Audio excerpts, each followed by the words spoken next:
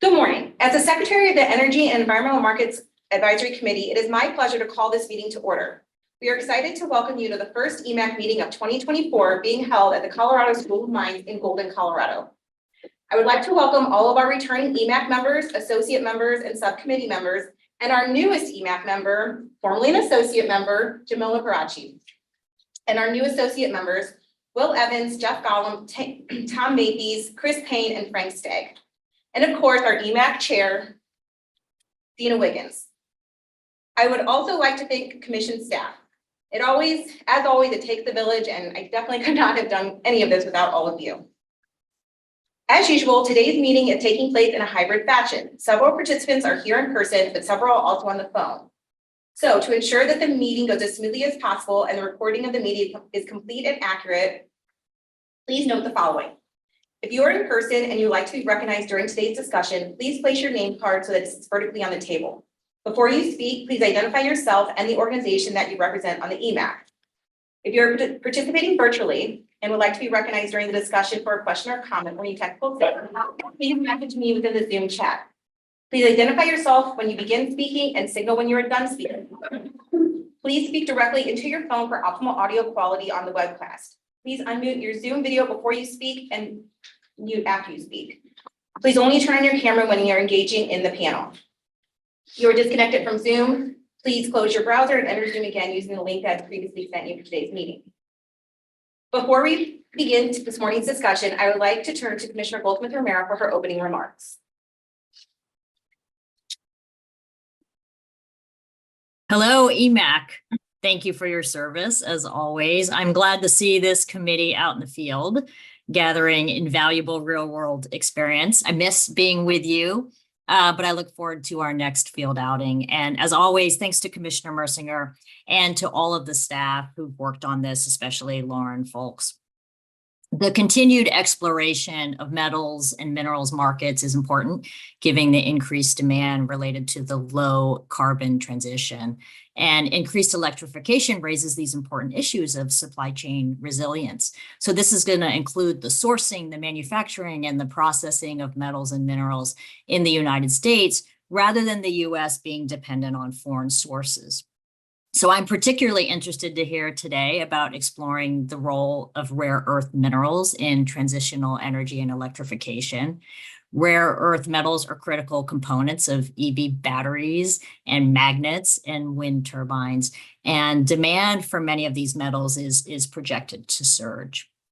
The US was the leading producer of rare earth minerals for many years, starting in the 1960s. Until over the course of many years, China took over production of rare earth minerals. And in 2020, China was estimated to control 55% of global rare earth mining capacity and 85% of rare earths refining, according to a White House fact sheet on supply chains. So the Biden administration released a supply chain assessment that found that over-reliance on foreign sources and adversarial nations for critical minerals and materials pose national and economic security threats. And this assessment states the United States must secure reliable and sustainable supplies of critical minerals and metals to ensure reliance across US manufacturing and defense needs, and do so in a manner consistent with America's labor, environmental, equity, and other values.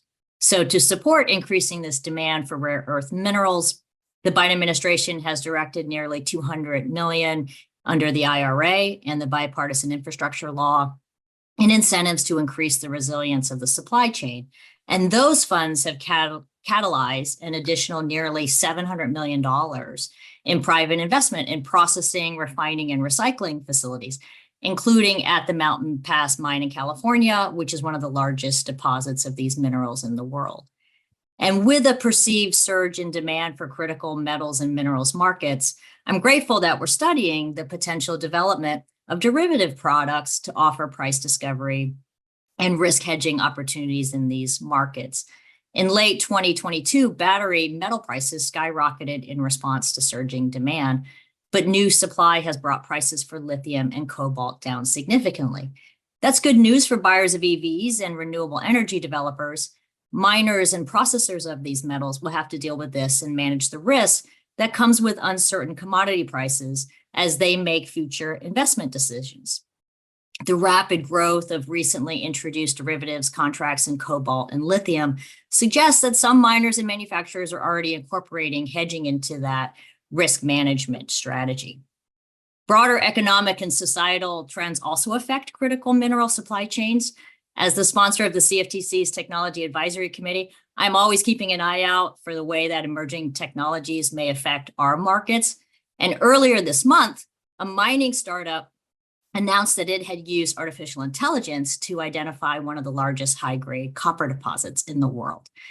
So the AI tool scraped historical archives, including even maps painted on linen, to identify where to explore for minerals. So it will be important for the CFTC to keep an eye on how future developments in AI could affect market dynamics. There are currently no rare earth minerals derivatives contracts listed in the US.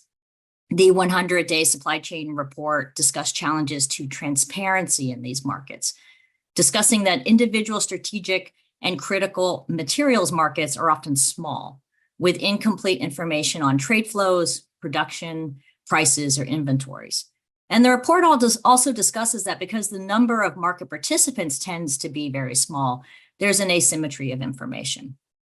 If rare earth minerals derivatives markets do launch to meet demand, the CFTC should monitor those markets to ensure that they are fair, competitive, and prices are set by market fundamentals, not excessive market power or manipulative trading. So I look forward to hearing more about these minerals today, as well as from the other presenters, and thank you all for your continued service. I'll see you next time. Thank you, Commissioner Goldsmith-Romero. Commissioner Johnson, I now recognize you. Good morning. Thank you, Commissioner Mersinger, Committee Secretary Lauren Falks, John Mark LaBaffa, and Lillian Cardona, as well as the members of the EMAC for gathering today to talk about this very important topic. It's absolutely my pleasure to join you for your first meeting of 2024. If we think about the role of metal markets in transitional energy, there is, as my colleague, Commissioner Goldsmith-Romero mentioned, lots to discuss. The agenda today includes a number of important topics, chief among them issues concerning the supply of and markets for rare earth elements. The issue has been a priority for the Biden administration. In 2021, President Biden signed an executive order on America's supply chains, which included the commission of a report from the Secretary of Defense to identify, quote, risks in the supply chain for critical minerals and other strategic materials, including rare earth elements, and policy recommendations to address these risks. The Inflation Reduction Act, signed into law in 2022, included numerous provisions directed at the supply of rare earth minerals, including initiatives intended to address or offer a new tax credit for domestic manufacturers of eligible components, a law or provision establishing a $500 million funding line for the Defense Production Act, which grants the president authority to direct economic incentives to secure domestic production of critical resources. And among others, a provision creating a $40 million bucket for loan guarantees offered by the Department of Energy to provide for projects that increase the domestically produced and critical supply of these minerals. Even more recently, the Department of Energy announced the results of its analysis of lithium resources in the Salton Sea region of California. The analysis found that with expected technological advances, the Salton Sea region's total resources could produce more than 34,000 kilotons of lithium, enough to support over 375 million batteries for EVs, more than the total number of vehicles currently on U.S. roads. According to the Principal Deputy Secretary for the Energy Efficiency and Renewable Energy, this report confirms the once-in-a-generation opportunity to build the domestic lithium industry at home, while also expanding clean, flexible electricity generation. Using American innovation, we can lead the clean energy future, create jobs and a strong domestic supply chain, and boost our national energy security. Through strong leadership, the leadership offered by President Biden in the White House, and those of you gathered around the table today to discuss and explore such critical and important issues, we anticipate responsible development of our natural resources.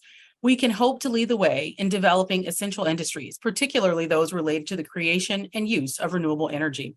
Here at the CFTC, we have an important role to play in facilitating robust financial markets that enable the production and productive use of basic essential commodities, including rare earth elements. I'm very much looking forward to today's discussion. I have to note that I'm especially excited to hear from the panelists at the Colorado School of Mines. I was very fortunate a few years ago to co-author a paper with one of your colleagues. We wrote a piece looking at comparative international financial inclusion.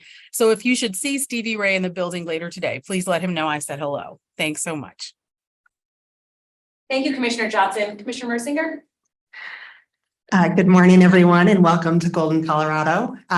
Special thank you to our host, Colorado School of Mines, and the president of the School of Mines, Paul Johnson, for your amazing hospitality. This has been a great opportunity to get to know the school and the students, and I had a wonderful day yesterday, getting to spend a little time with the students, speaking in a class, and then speaking to a very engaged group of students last night. So thank you again, and thank you for letting us have this meeting here today. Before we get started, I also need to say thank you to our #1 Kansas City Chiefs fan, Lauren Folks. Lauren was able to watch the Super Bowl, get up very early in the morning yesterday and was here in time for our afternoon event. So we were very happy that the Chiefs won. So we could see a bright smile on her face when she arrived yesterday. I also want to say thank you to our assistant secretaries, Lillian Cordona, who couldn't join us today, and John McBuffa, who is here today.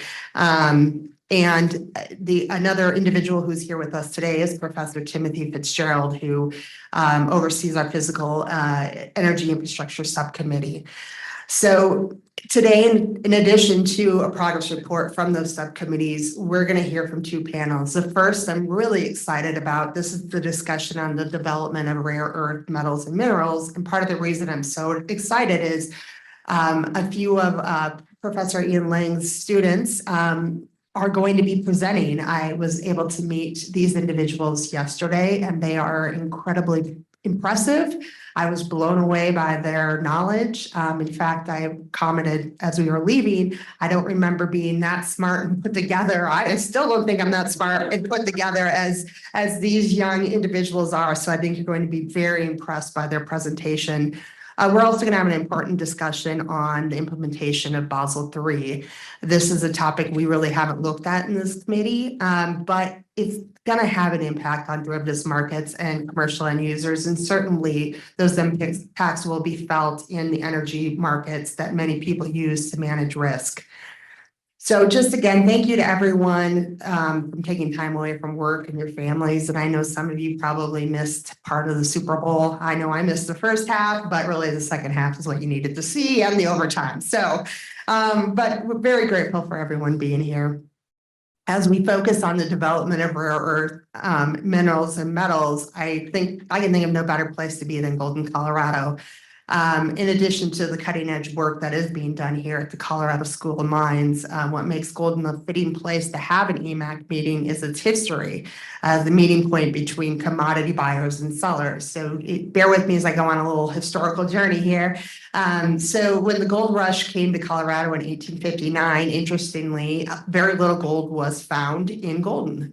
Rather, the town was named for its co-founder, Thomas L. Golden, who had the foresight to realize that miners would need a location to sell their ore as well as purchase supplies. And what made Golden, Colorado so attractive was its terrain and location. It was referred to as the last flat place, meaning it was the last significant amount of flat land before the Rocky Mountains. And that flat land allowed the gold miners to transport their gold ore from nearby Clear Creek and the mountains west of Golden in towns like Breckenridge and South Park. Transferred to Golden, where that could be smelted and turned and processed into gold bars and shipped east. And as the gold rush grew, the town became a commercial and agricultural center where miners could stock up on food, equipment, and occasionally needing a beverage before they went back out into the mountains to prospect. Golden's development is an example of the rapid creation of a local commodity spot market. In Colorado, gold was first found in Clear Creek on January 7th, 1859, and Golden was founded just 5 months later on June 16th in 1859. In towns like Golden, sellers found buyers, creating commodity markets, and interestingly, before long, centralized derivatives markets in cities like New York and Chicago began to perform the liquidity, transparency, and price discovery functions of local spot markets like in Golden, Colorado. In fact, for gold, it took just 13 years after the California gold rush of 1849 and the 3 years after gold was discovered in Colorado for gold derivatives to be traded on the New York Stock Exchange and later the Gold Exchange in early 1862. So from this, we can conclude that iron, or perhaps we should say the golden rule of commodity derivatives market creation, is that when critical commodities are found in abundance, spot commodity markets develop quickly, and derivatives markets may, if the conditions are right, follow thereafter. And this brings me to our discussion of rare earth metals and minerals. As commodity derivatives regulators, we must always be prepared for our new commodity derivatives markets, particularly ones which will significantly impact our economy. Today, we are in the midst of a gold rush for rare earths. The spirit of 1859 remains in Golden, except that cutting-edge science has taken the place of the sleuths and pickaxe. As rare earth exploration efforts increase, spot markets develop, and derivative markets can be expected to follow. Today, I look forward to learning more about the development of rare earth exploration and the spot market for rare earths as EMAC considers how the CFTC should prepare for the almost certain development of rare earth derivatives markets. Finally, and this is the reason I'm speaking last, I would like to take a moment to remember a former associate member of EMAC and a CFTC alum, Mike Gill. Mike was a wonderful colleague to those who were fortunate to overlap with his time at the agency. He combined keen insight on public policy with an open and welcoming demeanor. His dedication to public service was surpassed only by his dedication to his family, and he will truly be missed by the CFTC family. I know we have several EMAC members who worked with Mike, who served with Mike and knew Mike well. And I wanted to take this opportunity to allow those members to say a few words in remembrance of Mike.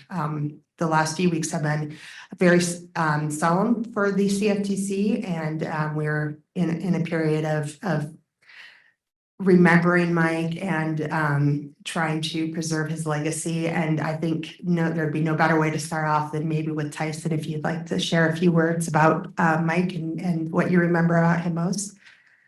Commissioner Mersinger, thank you very much. So I had the great pleasure of working with Mike during his time here in the committee, and then when he worked for Commissioner and then Chairman Giancarlo as his chief of staff. I had lots of phone and email communications with Mike as we worked on a number of issues involving my involvement with the CFTC. And Mike was just always a consummate professional. He was incredibly responsive. And while I didn't always align with Chairman Giancarlo on issues, Mike always made sure that I had an opportunity to present my views and was always incredibly gracious about doing so. And my heart goes out to his wife and children. So thank you, Commissioner Mercier, for giving me that opportunity.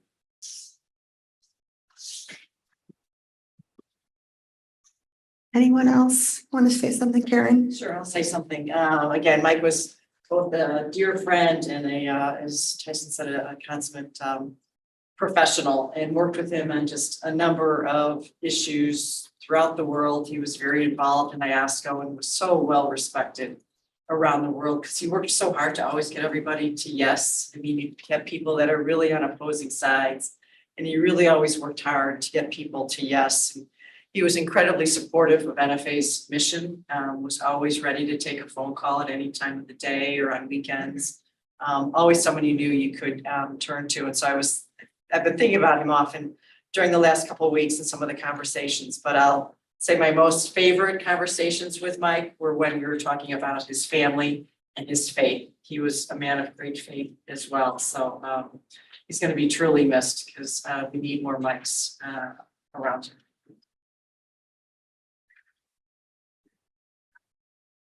Melinda, go ahead. Thank you very much. Mike Gill's the reason I'm on the associate member of a CFTC EMAC. He was a dear friend of mine, but also somebody who got me engaged in this much of the process. He worked with him for over 10 years, and he did some work for my firm too before he was with the CFTC. His dedication to his wife and children is so commendable, and I know his absence is going to be deeply felt at home and throughout the halls of the CFTC and everywhere else that we worked with. His passing is surreal and difficult to conceive of, and he is deeply missed. Thank you for the time.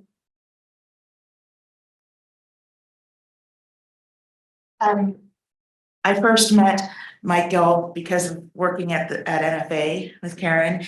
And I guess the thing that really strikes me about his loss is that there's a way in which who a person is permanent and eternal.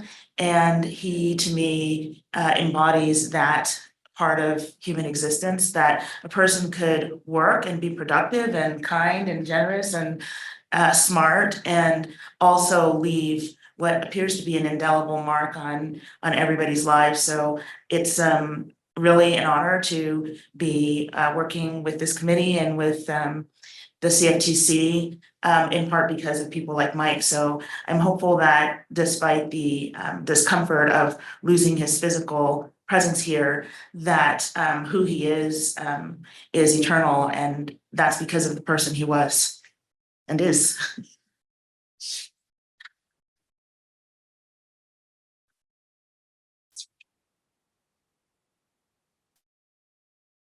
Thank you, everyone.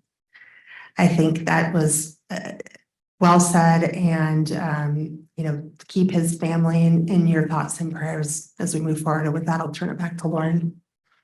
Thank you. And I will actually turn it over to Dina. Okay, thank you.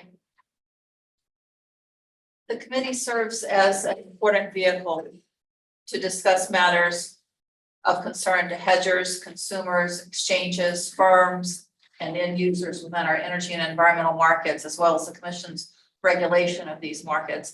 As Commissioner Mercer said, there will be 3 panels during today's meeting with prepared presentations. Following each panel, there will be an opportunity for discussion related to that panel. As chair, I look forward to facilitating the discussion of the associate members' perspectives to the EMAC and working with the EMAC members to provide Commission with feedback and recommendations that assist the agency in its oversight of our markets. To ensure that today's discussion is consistent with the EMAC charter, which prohibits associate members from providing reports and recommendations directly to the Commission, we will first take questions and comments from the EMAC associate members after the panelists have shared their prepared remarks. And then we will turn to the EMAC members for their questions and comments on the prepared remarks and any feedback provided by the associate members. As Lauren mentioned, if you're here in the room and you wish to speak, make a comment or ask a question, if you turn your intent card on its edge. And for those who are participating virtually, if you can use the chat function and let Lauren know, and then we will proceed to recognize people in the order in which they indicated they wish to speak. I'll now hand it back over to Lauren for roll call. Thanks, Dina. Before we begin our panels, I would like to do a roll call of the members and associate members so we have your attendance on record. EMAC members, after I say your name and organization, please indicate that you are present. Please make sure your phone is not muted. If you're unable to hear a response, please send me a message in the Zoom chat. Rob Kramer, FIA PTG. Present. Kara Dutta, ICE Futures. Present. Michi Caruso, Snowdal Exchange. Present. Bill McCoy, Morgan Stanley. Present. Jamil Parachi, Life Powered. Present. Jackie Roberts, Public Service Commission of West Virginia. Present. Derek Salmon, CME Group. I think he's here. I think his Zoom link is not working. Titan Slocum, Public Citizen. Present. And Dina Wiggins, Natural Gas Supply Association. Present. Thank you. EMAC associate members, after I say your name, please indicate that you are present. Matt Egan, American Gas Association. Present. Bob Anderson, Committee of Chief Risk Officers. Snehab Agreed, OTC Global Market Holdings. Greg Broussard, Cargill Inc. Present. Paul Ficio, Industrial Energy Consumers of America. Will Evans, Citadel. Jeffrey Gollum, City Energy Group Inc. Present. Frank Hayden, Calpine Corporation. Present. Paul Hughes, Southern Company. Present. Tom Mathews, Digital Energy Council. Mapes, present. John Melby, Expansive. Present. Dustin Meyer, American Petroleum Institute. John Murphy, Mizuho Securities USA. Present. Chris Payne, Aegis Sep. Present. Matt Picardi, Commercial Energy Working Group. Present. Melinda Prudencio of the Energy Authority. Present. Frank Stagg, Beetle. Present. Sarah Tomalti, BP Energy Company. Present. Jeff Walker, ACES. Present. And Karen Words, National Futures Association. Present. Thank you. All right, for our first panel today, we will receive updates from the subcommittee chairs. First, we'll hear from Tim Fitzgerald, who's the chair of the EMAC Physical Energy Infrastructure Subcommittee. And then we will hear from Ian Lang, chair of the EMAC Role of Metals Markets and Transitional Energy Subcommittee. So Tim, would you like to begin? Thank you very much. The Physical Energy Infrastructure Subcommittee of EMAC has met twice since my last report in November. The subcommittee is currently working on 3 of 4 chapters for a report to the commission. We've organized topical subgroups. 1 chapter on petroleum, including crude oil and refined products, has been drafted and reviewed by the subcommittee. An additional chapter on prospective technologies has been discussed, but work has not been initiated. The subcommittee has many dedicated experts who've made substantial contributions, and I thank all of them for their active participation. The expertise is invaluable as the subcommittee helps the commission understand and navigate energy infrastructure issues relevant to regulated markets in coming years. My current expectation is that our report will be submitted by summer. Thank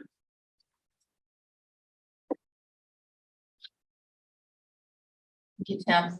Ian? Yes, I guess I can take just a moment first to say I appreciate the kind words from the EMAC members for their visit yesterday. I did also can't stop myself from saying that the report that Commissioner Romero's was referring to on the critical mineral supply chain was authored by one of my good friends and former PhD students, now alum of our program. And one of the other contributors was another good friend who was a former PhD student, now working in the field. And so it's fantastic to see their work recognized so well. As for the role of the role of mineral markets in the transitional energy subcommittee updates, I guess I would say I am not as organized as Tim. I say I haven't herded lions as well as he has. We are not as far along.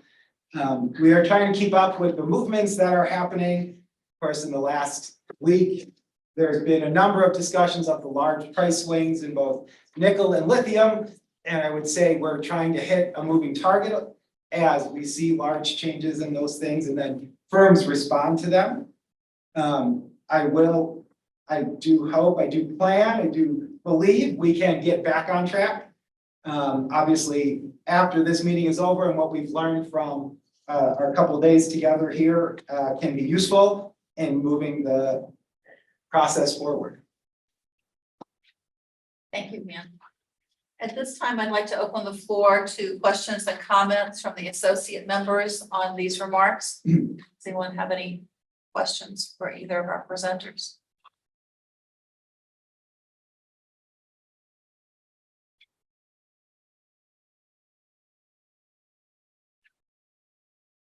Thank you. So we'll keep moving along. At this time, I'd like to open the floor to questions and comments from the EMAC members on the presentations we just heard.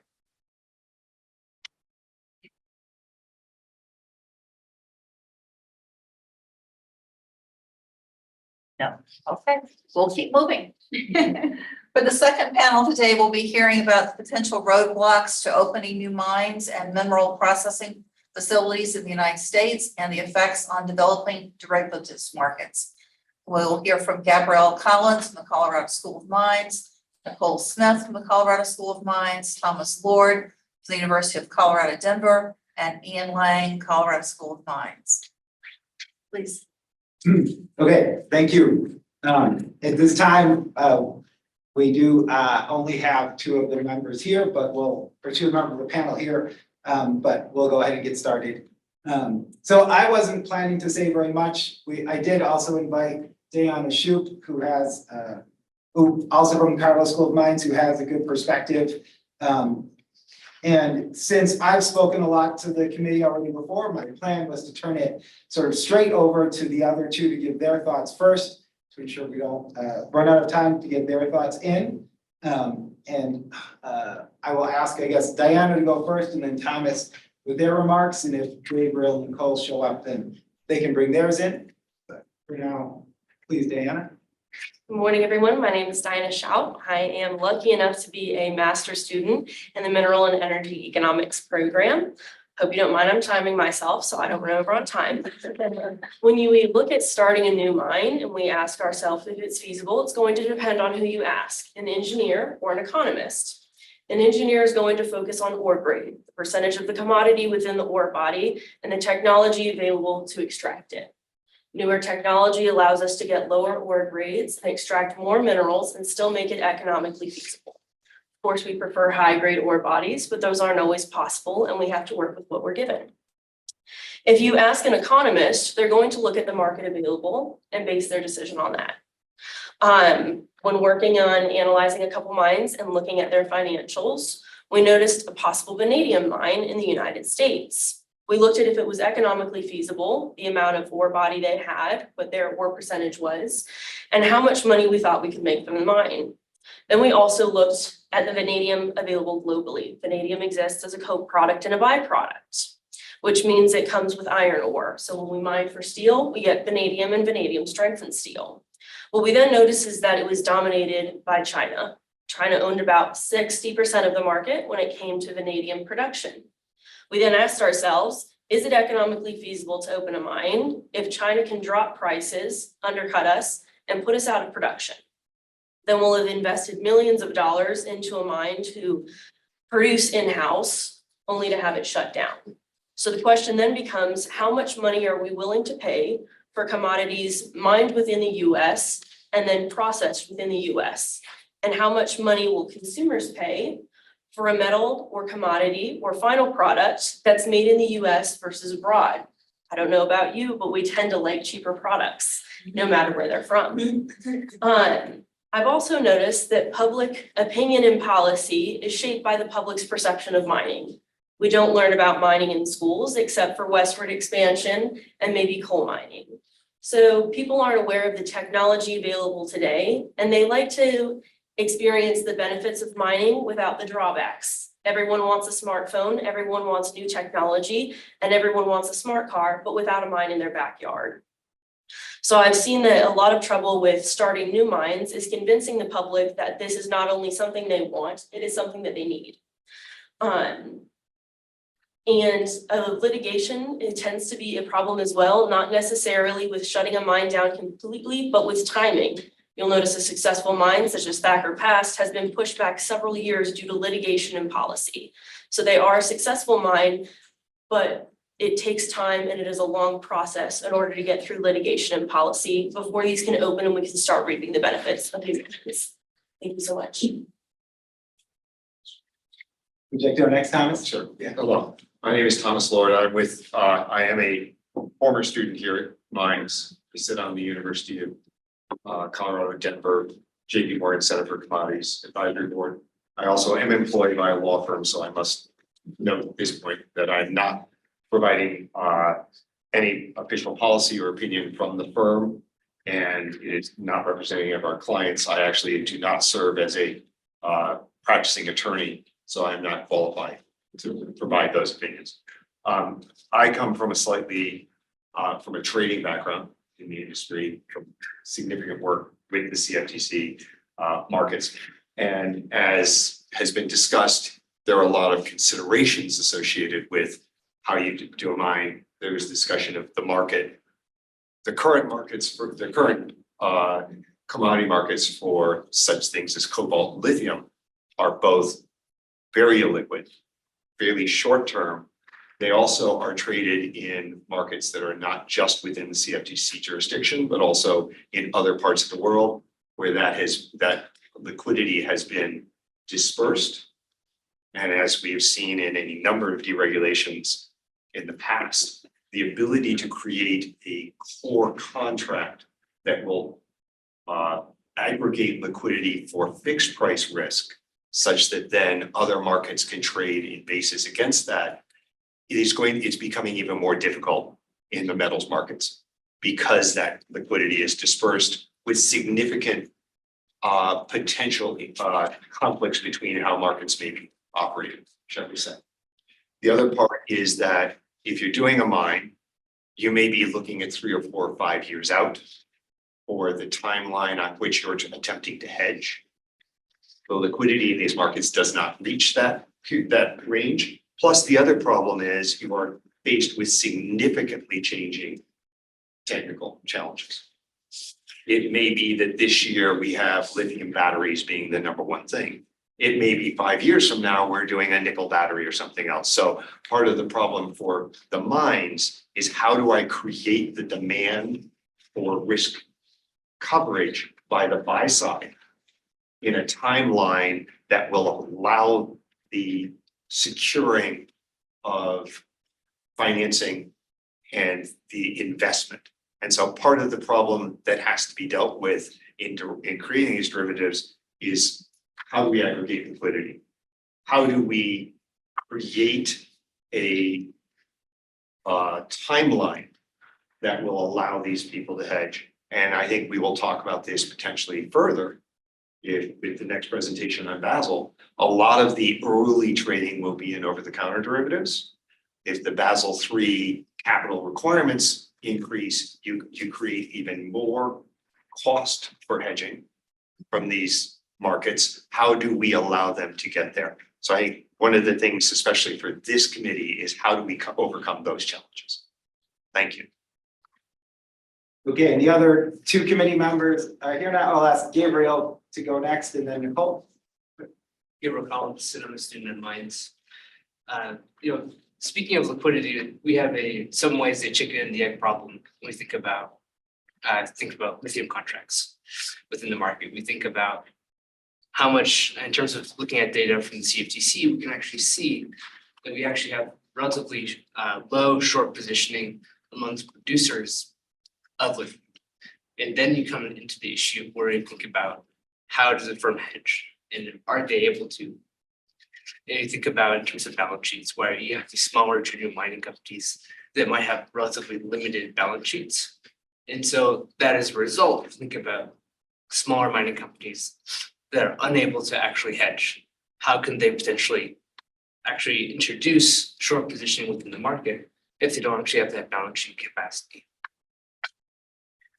And so we see, if you think about the long-term CapEx cycles that happen when you have kind of the ebbs and flows of the economy, which result in these long super cycles of commodity prices,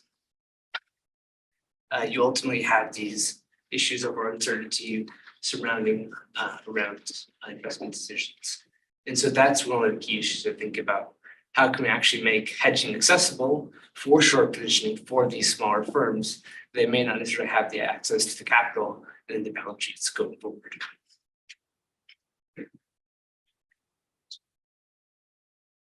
Nicole? Right, so I come from a little bit of a different lens. My name is Nicole Smith, and I'm a cultural anthropologist in our mining engineering department here at Mines. And so when I think about the investor world is not something I'm super familiar with, but I will say that I think one of the biggest risks to opening mines in the US right now is social acceptance. And we've seen a lot of mines that the permits have been pulled because of community opposition, which then leads to local politicians revoking the permits. And usually the main issues of debate, the primary causes are environmental generally. That's what's brought to the table as these issues of debate. But really the underlying cause is engagement. People don't feel like they're in the decision-making process, they're not aware of what's going on. And so I think, as investors, those are things to pay really close attention to. And we always say to mining companies, engage early and engage often. And I think a lot of them do that, but obviously it's quite complicated depending on where your mine is slated to be developed. Okay, so this is just, a sample of issues from folk at different, I will say, stages of their career, different thought processes around what it takes to open a mineral mine in the United States that I was hoping would provide, kind of the full mosaic of what's going on.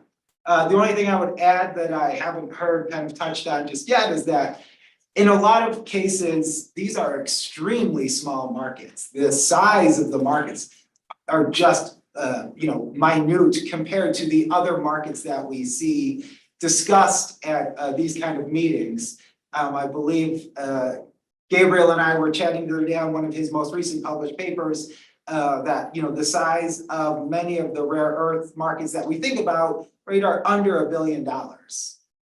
And so that is probably both an opportunity and a curse, right? So the opportunity is it won't take much capital to move these things forward. But with such a small market, I think generally it leads to kind of information being hard to come by, things being relatively opaque, few players in the game. And so, threading that needle of finding a little bit of capital to move some of these forward while also shining a light would seem to me, or an extra piece of the painting to be important. And I guess I haven't kept up with time. I don't know how we're doing, but with that, I guess I'll turn it back to the secretary and see if there are questions from the committee. Yes, at this time, I'd like to open the floor to questions and comments from the associate members on these remarks. I have a comment. I'm Sarah Talmadge with BP, and we're not in this market. I'm just listening to kind of the risks and the hurdles, and BP is on its own path to transition, investing in renewables, using the money that we are able to acquire with gas and oil, and then reinvesting it in renewable operations. But that's mostly like wind, solar, EVs, EV charging. It strikes me that this market is not being there's not a lot of introduction of big players in this market. You're kind of trying to start from the bottom up with a bunch of small startups. And a lot of these hurdles, I think that a larger company like BP has been through this before, has the experience with a lot of these hurdles. And I'm just wondering if it makes sense to kind of try to attract some bigger players into the market. Comment on. We're allowed to comment. Sure, go ahead. I mean, I'll say at least for myself, I'm obviously let the other panel members give their thoughts if they have any, but at least for myself, when I heard/read that both Exxon and Occidental are moving into the Arkansas brines for lithium extraction, there was a bit of like, okay, well, this will be solved, right? Like big balance sheets, lots of history dealing with, we'll say technical issues or technical issues. As I mentioned to a couple of folks before, right, while the Cal School of Mines is blessed with 200 and something engineers, they're sort of cursed with only like 4 social scientists. And I think you got two of them in the room here today. You know, I always try to tell people, like, I'll take a technical problem over a human problem any day. Super easy to solve. People are smart to solve technical problems. And so if direct lithium extraction, you know, chemistry / technology is the problem, if BP and Occidental are there, it's, in my mind, it's gonna be solved, right? Because that's kind of what, sorry, not BP, I meant, my apologies. Exxon and Occidental are there. You know, it's gonna be solved because those are really smart people thinking about these things. And so in some ways, you know, we might be seeing that the solution is on the horizon. I think part of the reason we might see like Exxon and Occidental moving to that space is that in a lot of ways brines, you know, have a lot in common, we'll say, with oil and gas extraction. Something underground, you gotta drill a well, pull it out, do some chemistry to it. Whereas hard rock mining is not as similar. And so there might be limited, we might see limited examples of major players moving into hard rock mining, just because it's you know, not as similar to what they're doing right now. But I do take your point that the areas where some of these players with large balance sheets and just a large history of solving some of these technical problems is a positive thing to move forward. And I'll yield, I guess, to anyone else in the panel that had a thought on that comment. Any other comments, questions from associate members on the line? All views?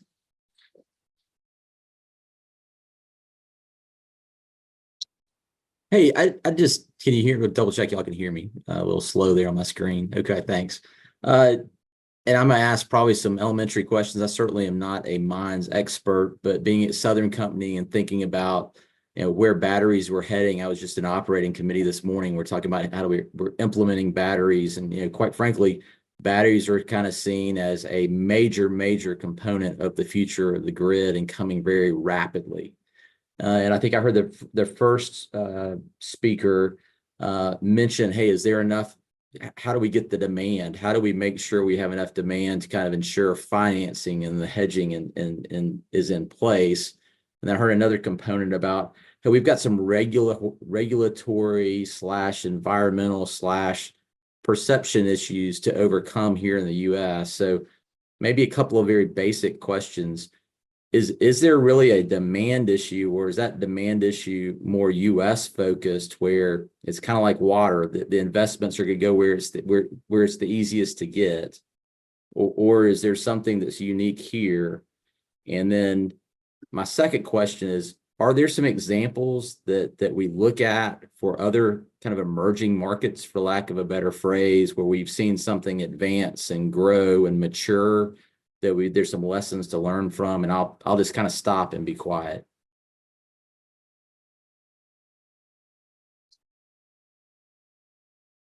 Steve, go first. So a couple things. There is a demand for batteries that's current, but that is being supplied by existing resources. A lot of this discussion that has been here is, how do we develop something that may produce 2 or 3 or 4 years from now? And so it is the mismatch between spot pricing that is available, again, frequently being supplied by China, versus developing resources that will be available 3, 4, 5 years from now, and getting the manufacturers to, in essence, secure supply that far out. So it's a mismatch between spot and long-term hedging demand availability. I'm gonna kind of stop you right there to make sure I'm speaking the same language here. I'm thinking about not just Southern Company, but I'm thinking about utilities in general. So I'm, you know, operating in an area where we have an integrated resource plan. I'm looking out 10, 20, 30 years, and I look at those plans, and clearly we have those batteries growing in our resource mix, and I know others do as well. Now, a plan, very different than a commitment. I think that's probably what you're going to tell me. Yeah. So when we talk about commitments, are we looking back? Is it looking for the commitments back from the end user who's willing to make a long-term commitment? Is that the missing piece here in the US, or is the hurdle the US, you have to make a commitment to a US versus what's just maybe at this point, maybe a purely just economical decision. And maybe I'm answering my own question, but I'll be quiet again. I'm not a battery person, but the battery manufacturer may be buying for the next 12 or 24 months of deliveries. The problem is if I'm building a new mine, I'm starting to produce 36 to 48 months out, and I'm looking to hedge 4 years out to 10 years out. That's not a commitment. The problem is the end user is not committing that. The manufacturer is not committing that. So I'm having to go probably to the market to trade an OTC swap to get that. And now all of a sudden you're in a different world. That's the problem. Thank you. It's sort of like thinking about a VPPA. How do I go get the other side of my swap on a VPPA? But you're going out to specific people. That market hasn't been developed the same way. Does that make sense? No, it does. It does. And I remember a few years ago looking at long-term natural gas hedging where you wanted to go 10 or 20 years, right? When you had prices really low. So it sounds very similar. So I'll just stop there and just ask maybe, are there some other examples of emerging markets that give some examples of how to grow? And I'll be quiet from here on out, I promise. Think about the power market in 1998. You couldn't get anything hedged. Then you went into, when we had all that volatility, you had the California issues, et cetera. Now we can still get 20-year PPAs, but it took 15 or 20 years to get there. So it's a matter of developing the demand on both sides. Thank you. Karen? Thank you. Thanks for the presentations. I've learned so much in the last couple of days, and I'm not a technologist either. So I'm always very curious about the people problems and how to solve. And you had mentioned, everybody wants these products, but not in my backyard. And you mentioned a lot about, engage early and often. And I'm just curious as to, what is the messaging? I mean, we talk about the problems, but what are some of the solutions as far as the engagement and the communication and the rhetoric that's out there? I can cover that one a little bit. So part of when you're doing a feasibility study and going in for a new mine is to talk to the community and first tell them that you're bringing jobs and you're bringing revenue. Depending on the area, we don't get to control where a commodity lies. So we have to go to that area and convince the people this is something that they need and that they want. In certain areas in, I think it's Africa, they've built schools and brought technology and brought jobs so that the mine is not only there producing revenue and then going out to a company in a different country, but they're providing basics and essentials for the community that is there and benefiting the community that's there. You also want to be as open as possible about the mine process. In mining engineering, we talk about how mining is a temporary land use. We have to give it back when we're finished. So when you start a mine, you have to have a reclamation plan completely finished for how you're going to restore that area before you even break ground. And part of that is communicating that to the community because no one wants you to come dig a giant hole in their backyard and then do nothing with it and leave. And unfortunately, there's a history of mine incidents, especially in coal mining, polluting waters in places like West Virginia and Appalachia, that's given the mining industry a kind of bad reputation because people are convinced you're going to come in, you're going to take a commodity, take money away and leave the land less than it was. But modern mining teaches us that it's a temporary land use and that's something you have to communicate with the community. Just one other thing is, a lot in the US, we have disassociated mineral rights from property rights. There was a Denver Post article just recently where a uranium company wanted to go in and start drilling cores in a gated community because they own the mineral rights without telling anybody. So it's sort of the other side of it is because we have dissociated land rights, the subsurface owner has a right to get in, and sometimes that is utilized in a less than sensitive manner. To add to that, we haven't seen in our research that jobs is a really big pull for people. It's not the carrot. I think that other benefits are more primary.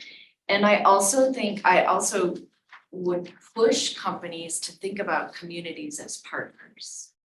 active decision makers in the process, and listening, and I always go back to relationships. And that's always hard with mining companies because there's such high turnover in positions. Someone gets moved somewhere. And so community members will know someone, they'll have a relationship, they'll start to build trust, which is the root of all successes, I believe. And then that person gets transferred somewhere else. So I think really keeping track of relationships and trust building is really key, and communities as partners. And I don't know exactly how that would look, but I think there's definitely ways to start thinking about that. There was a second question from Paul. He had asked about examples of advancements that have been made. I was wondering, may I go back and answer that second question? Paul, you had asked about potential examples in the past from advancement, and I can think of a couple of what I would call examples, but I guess the larger story I would try to tell is that in a lot of ways, many of these mineral markets are sort of, specifically underpriced through, we'll say, strategic behavior from Chinese producers. So there hasn't been a reason to try to change things.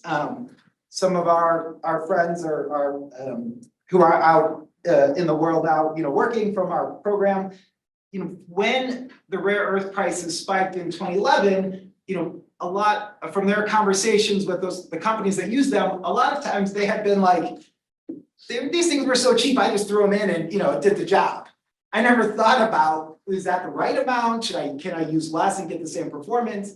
And when the prices spiked, they said, hey, I could use 1/10 the amount and get the same performance.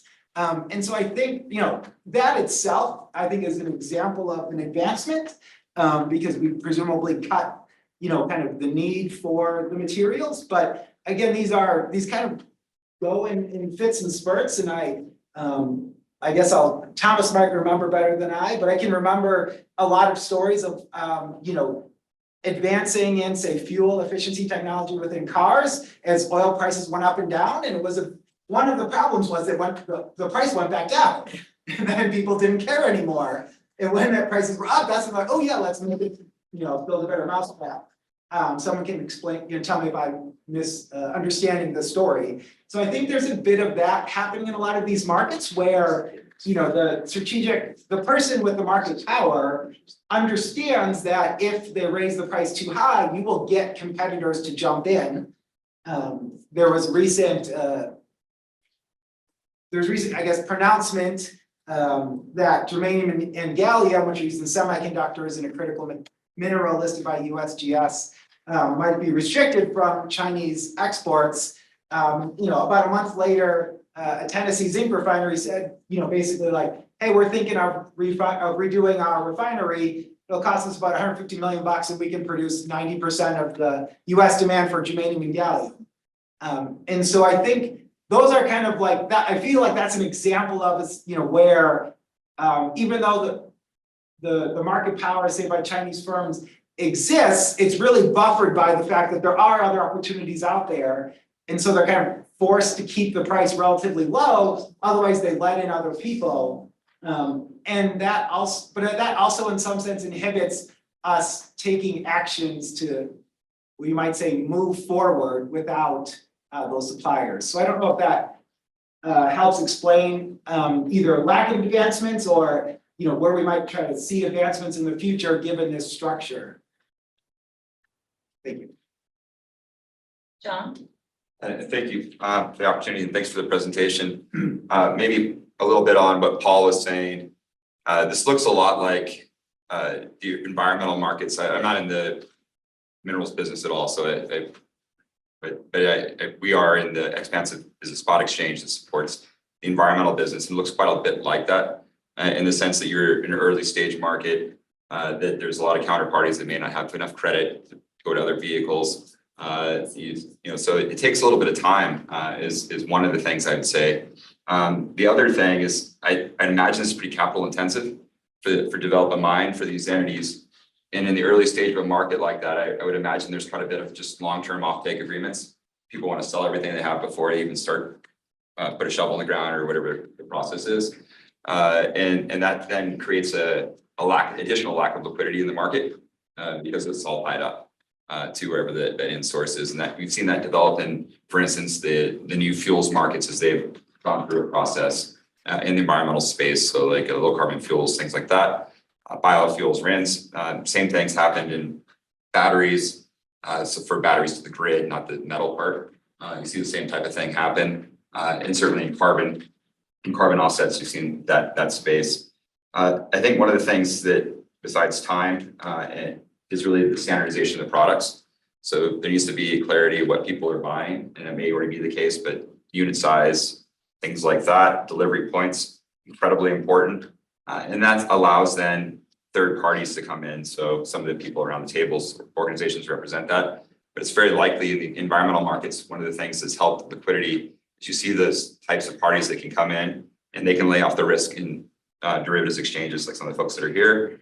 But that's not going to evolve until you have some standardization, some price transparency, and clear signal to that process. So I think there's some lessons that can be looked at in that space for certain.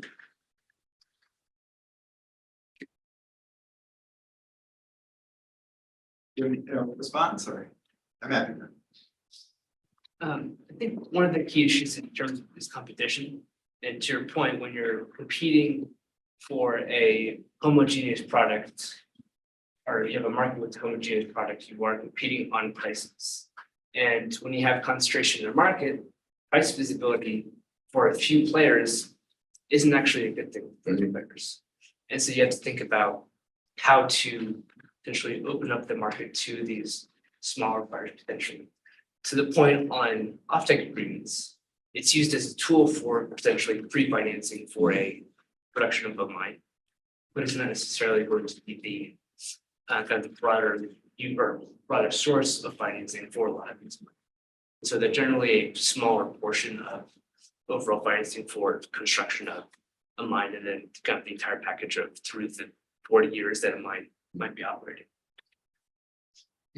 We'll say two things. It is very capital intensive, and it's going to be even more capital intensive if you decide to put a processing facility with the mine itself. So for things like aggregates, where we're just turning big rock into little rock, the only thing you need in your plant is crushers. But when it comes to metal commodities, where we're doing things like froth flotation and electrolysis, it's extremely expensive to do all of that chemical processing, which a chemical engineer could tell you about more than I could. And for some of our ores, if we get our ore grade down to a certain percent, we can then send it off to China, who then processes it for us and then sends it back not as a raw material, but as finished product. So part of the problem is, if we're going to standardize this, we then have to process in the US so that we know the standards, so we know that if we send it over to China, they're not sending back a mix of Chinese and US commodity. It's US only, but we can't regulate that. And then when we look at demand for these products, we don't have demand for however many ounces of a rare earth metal. We have demand for the products that they're in. So when we look at demand for this, we're looking at the demand of manufacturers for that. And we're looking at the demand of consumers for smartphones, computers, things like that. So it's hard to standardize when it's never given as a raw material back to the US, it's given as a finished product. Things like copper, it's a lot easier to analyze because we can sell things like copper wire and copper in sheets. But with rare earth metals, where you're looking at the tiniest amount in a large piece of technology, it becomes more difficult to standardize it. And it also becomes more difficult to calculate the exact demand for that particular commodity. Just without the ability to standardize, it's going to be incredibly difficult to get it on any kind of exchange. There's going to be an over-the-counter market. There may be other tools that are provided. And we live in a space where we're trying to help standardize early stage markets. But the first point is it has to sort of become standard product in a bilateral market before exchange product will ever pick up. And so without standardization, probably looking at other mechanisms to provide clarity in financing.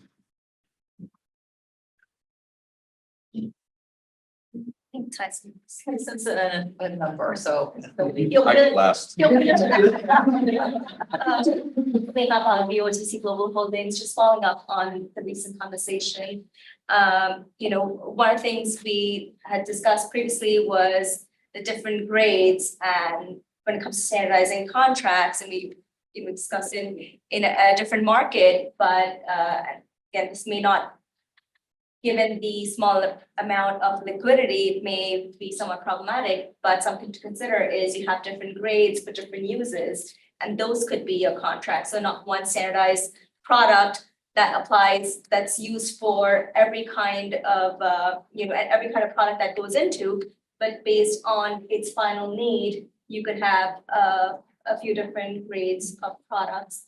And also to your point about where you mentioned the processing is done in China and then comes back here, and that effectively impacts the final cost of that product as well, right? With tariffs and so on. With tariffs and then the cost of shipping, because the smaller and lighter a commodity is, the easier it is to ship. So things like precious metals that are very, very small but are worth a great amount of money, we can ship absolutely anywhere. For, let's say, an ore grade body that has maybe 30% of the commodity, you're looking at 70% of that is rock. So it's going to be incredibly expensive to ship it. So when you look at your higher and lower markets, things that are worth more, we're more willing to ship, and things that have a higher percentage in content, we're more willing to ship. It's why things like aggregates exist near every city, because no one wants to ship aggregates in solid rock. So when you're looking at the cost of shipping, is that commodity worth enough to pay for those transportation costs and processing costs and bringing them back, or is it more cost effective to build a processing facility in-house? Any other associate members who wish to comment? If not, we'll move on to the EMAC members, and I think we have a list of Derek, then Tyson, then Dimitri, right? Derek, are you on the line? Yeah, thank you. Can you guys hear me okay on this line? Yes. Okay, terrific. Sorry, my technology is failing me today, so no video. So wanted to pick up some of the comments, and John Melba, I think, was referencing before some of the challenges of early stage development of markets. And I know that CME Group has a representative on the subcommittee, but just for the benefit of all that are dialed in here, CME Group does have a battery metals futures market. It has grown substantially, even just in the last 12 months.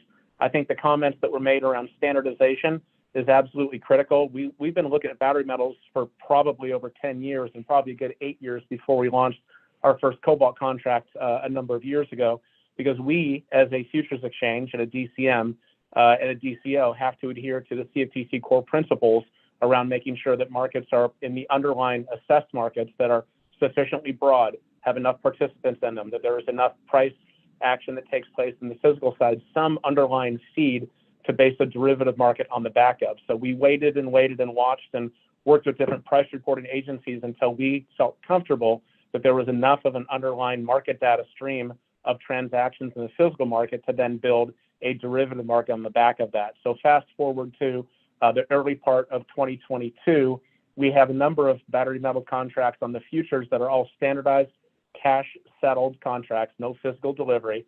Our biggest is our cobalt contract. The product that we launched just about 15 months ago is our lithium hydroxide.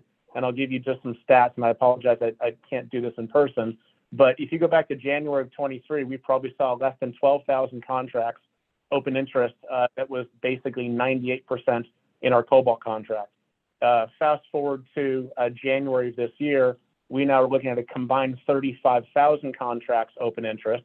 And that is split between roughly 20-ish, 25,000 contracts in our primary cobalt futures contracts. And then we've actually built another about 12 or 13,000 contracts open interest in the lithium hydroxide contract. And just to put that into perspective, the contract size is 1,000 kilos. So basically 35,000 contracts of open interest, 350 million kilograms of battery metals, primarily split between, as I said, the cobalt and the lithium hydroxide contracts. The challenges I think we have is, it was mentioned before, some folks on the production side are looking for forward curves going out 2, 3, 4, 5 years.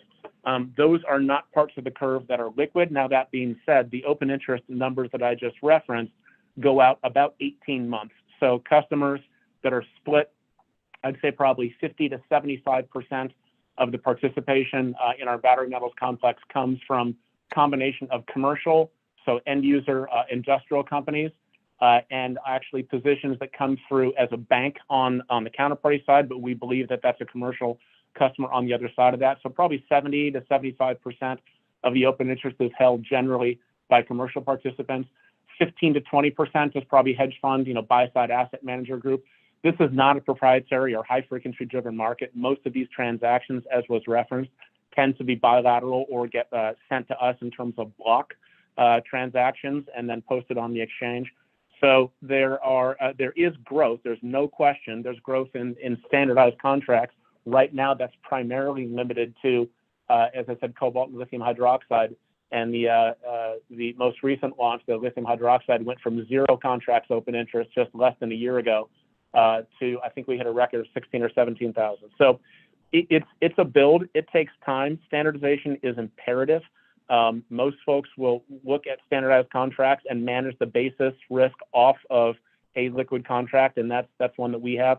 Just to put this in perspective, if we're talking about comparing this to a bigger market, we've got 1.7 million contracts of open interest in our WTI crude oil futures versus 35,000 combined in battery metals. So these markets are at an early stage of development. They are active. They trade bilaterally for the most part. There is a much higher proportion of end user commercial participation in our futures markets. Open interest goes out roughly 18 months. And these are markets that as they grow over time. So as the markets get more liquid and as we have more open interest and volume that takes place, that allows us to work with the CFTC to increase the position limits. And as position limits get bigger based on the overall market expanding, that tends to bring in more participants and allow existing participants to hold more of their risk in the form of listed derivatives. So you get in a virtuous cycle of liquidity begetting liquidity and open interest growth begetting open interest growth. So I think it's an early stage development of this market, and I think that we're going to see it continue to grow. It's heavy on the commercial participation now, which we would expect, but we think that brings in more diverse participants over time. So I just wanted to share a little bit of the real-time update on what the standardized futures market looks like right now. It is not just something that trades in the front. We do have open interest going out 18 months, but we don't have participants posting transactions to us out 4 or 5 years that one of the early panelists talked about, being important to a producer or a miner being able to hedge long-term exposure. So 18 months is as far out as our curve has it right now. We expect that to grow over time. So hopefully that was helpful as a quick overview of the listed derivatives market and battery metals as it exists today, and a little bit of the growth over the last 12 months that we've seen. No, thank you very much, Derek. And yes, we very much appreciate Jin's experience and knowledge on the subcommittee. Glad to be of help. Hey, Tyson Slocum, I direct the energy program at Public Citizen. Really appreciate all the perspectives in this conversation, but I really want to highlight the cultural anthropology perspective, because I think that is key. As part of my work, I wear a lot of hats with my job, but I lead and work with grassroots coalitions and work directly with frontline organizations. And when I see the same mistakes committed time and time again, year after year, by companies that fail to learn the lessons of how to work with local communities, it just never ceases to amaze me. And I think you've hit on some of these issues, but first and foremost, you bring your staff into the community and they live there. You open up a retail shop, in the main street, not behind a barbed wire fence, not with a security check, but you open up a shop showing that we are here and we are here to listen. If those staff have children, you enroll them in the local schools, you attend the churches, and you listen to what the community needs, and you start making investments before you even apply for a permit, right? You find out a lot of these are rural communities that don't have access to good healthcare services. You help bring those, you help finance those, right? You have to spend money to make money. And that isn't just with lawyers and permits and all of that. That is about demonstrating to the community that you are there as a committed member. And when we talk about, the competition for all these finite resources, you can never forget the three most important ones: clean water, clean air, and the unique attributes of the local community that was there before you arrived. Those are incredibly valuable and important commodities. And especially water out here in West is becoming increasingly scarce and finite, and it's incredibly important. And I think, like it or not, the worst actor in an industry effectively establishes the sort of risk profile for the entire industry. And if you've got community that understand that there's a similar company, not yours, but a similar one doing similar things that did things the wrong way, that's going to be what the community is going to know and understand. And for good reason, right? This isn't a theoretical problem. It's something that actually happened.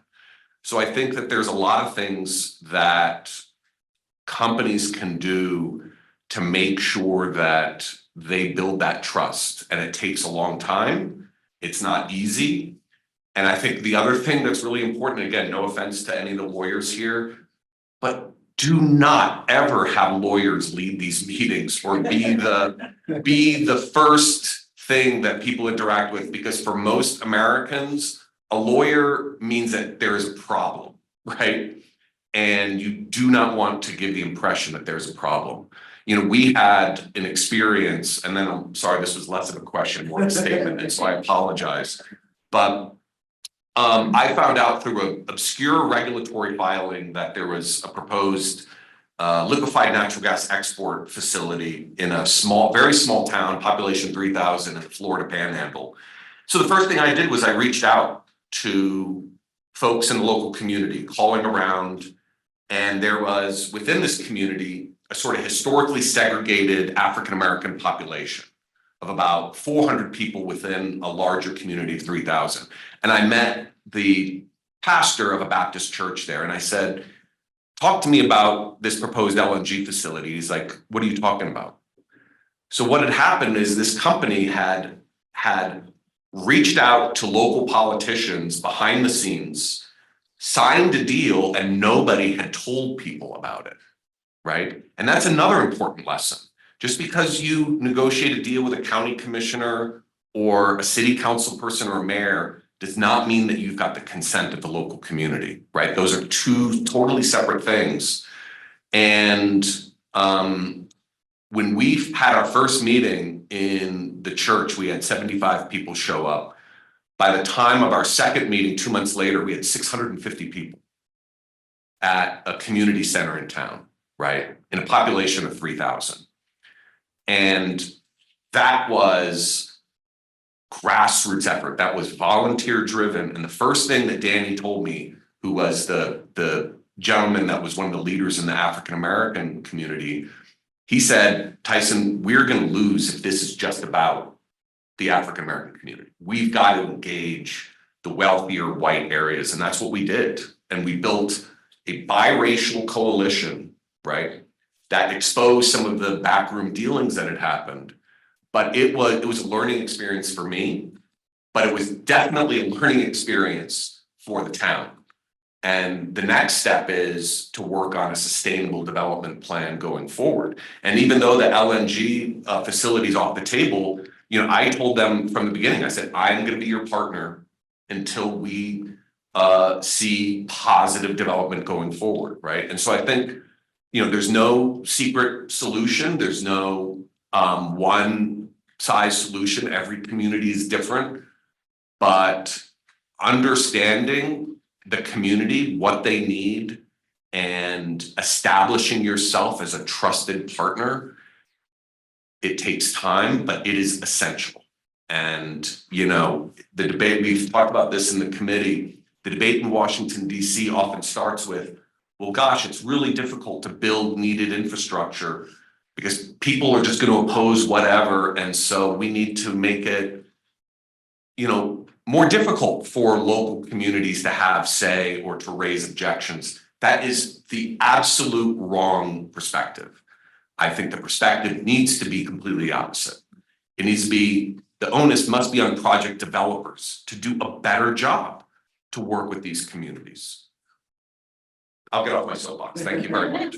But I very much appreciate all of the presentations and perspectives. Thank you. Anybody want to respond to that? Yeah.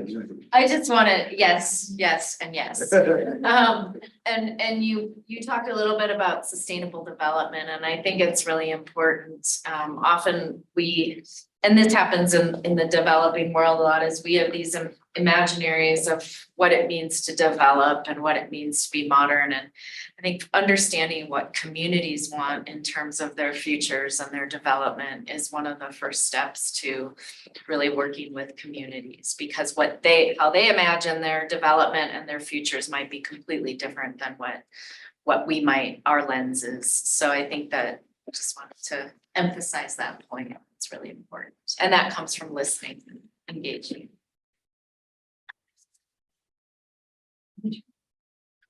Thanks. I'm not sure I'm gonna be able to match Tyson's eloquence or passion, but I just have a few observations from everything I've witnessed and learned over the last couple of days. But first, I want to thank Commissioner Mercinger. You gathered us so that you can hear from our expertise, but we're able to do a better job advising by learning, and not only hearing from each other, but the experiences that you've exposed us to by taking us out of DC and learning. Really, it's really been fantastic. So I've been struck. So one observation is just there is a real difference, because if you're just kind of paying attention on the outskirts on the energy transition, it's easy to just kind of gloss over the difference between the critical metals behind batteries, so cobalt, nickel, and lithium, versus the rare earth elements. They seem to be very different, in fact. And the rare earth metals are not really primarily for batteries. They're primarily, I've learned, for electric motors, because they're in magnets, and magnets are critical for electric motors. So that means windmills as well as motors used for EV vehicles, for example. And so while the overriding issue is national security concern and making sure that we have uninterrupted capacity to make this transition, that the challenges are quite different. One of the things I was struck by is, echoing John's observations, is that, maybe for rare earths, derivative markets are pretty far off. And in fact, even super competitive elements of the value chain, each having lots of buyers and sellers, maybe that's not where we are in this market. Maybe either synthetic vertical integration through long-term contracts or actual vertical integration. So, when you put the onus on a car company to source domestically, then they need to source domestically. Let them solve that and let them make the deals, whether it's a license agreement or whether it's actually buying, a facility and or investing in a mine. That might be the way to go to get this done quickly. And then over time, those links in the value chain can become more competitive. So it may just take longer. And so maybe, again, vertical integration can either synthetically or actually be the way to go. On the comment on capacity required to support trading and participation in the formal derivatives markets, I just want to highlight that as big a proponent as I am and others here are for derivative markets, that doesn't mean everyone needs to participate in them directly. So there's a really critical role for intermediaries who do have balance sheets, and these can be funds, these can be like really specialty proprietary shops that have both the expertise and the money and are looking for the opportunities, right? And so they can engage bilaterally with those entities that may not have the capital up front to directly participate. But then that goes into the discussion, I think, which is our third topic, which is making sure we have the clearing capacity to support those intermediaries. And so that's a really critical piece.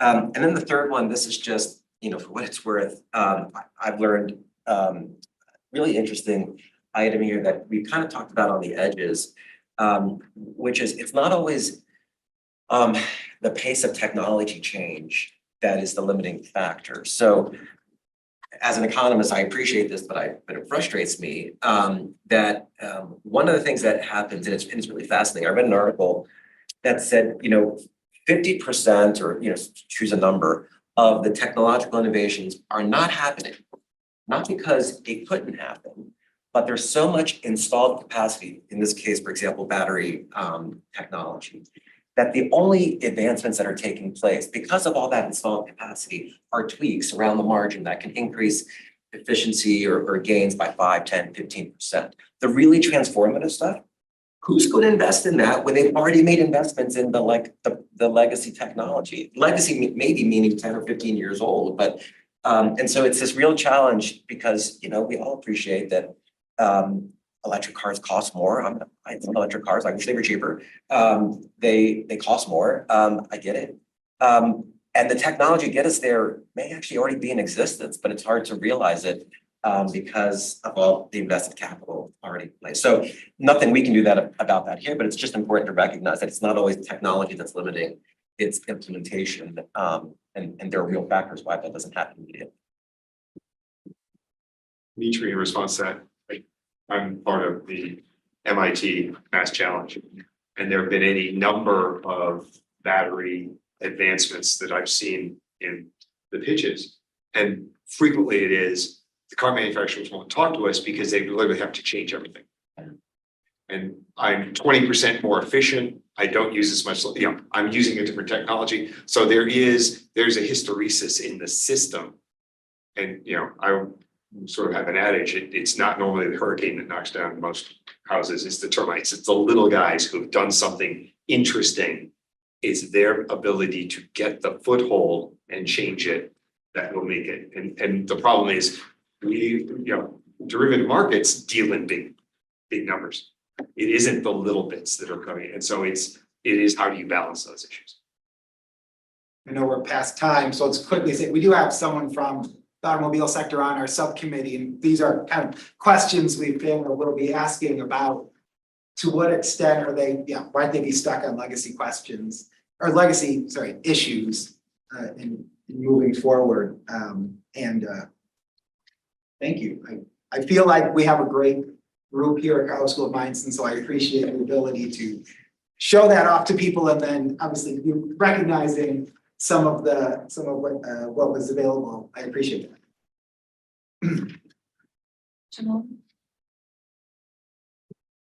I wanted to second what Dimitri said and thank Commissioner Mersinger for giving us practical experience to be proper advisors in this process.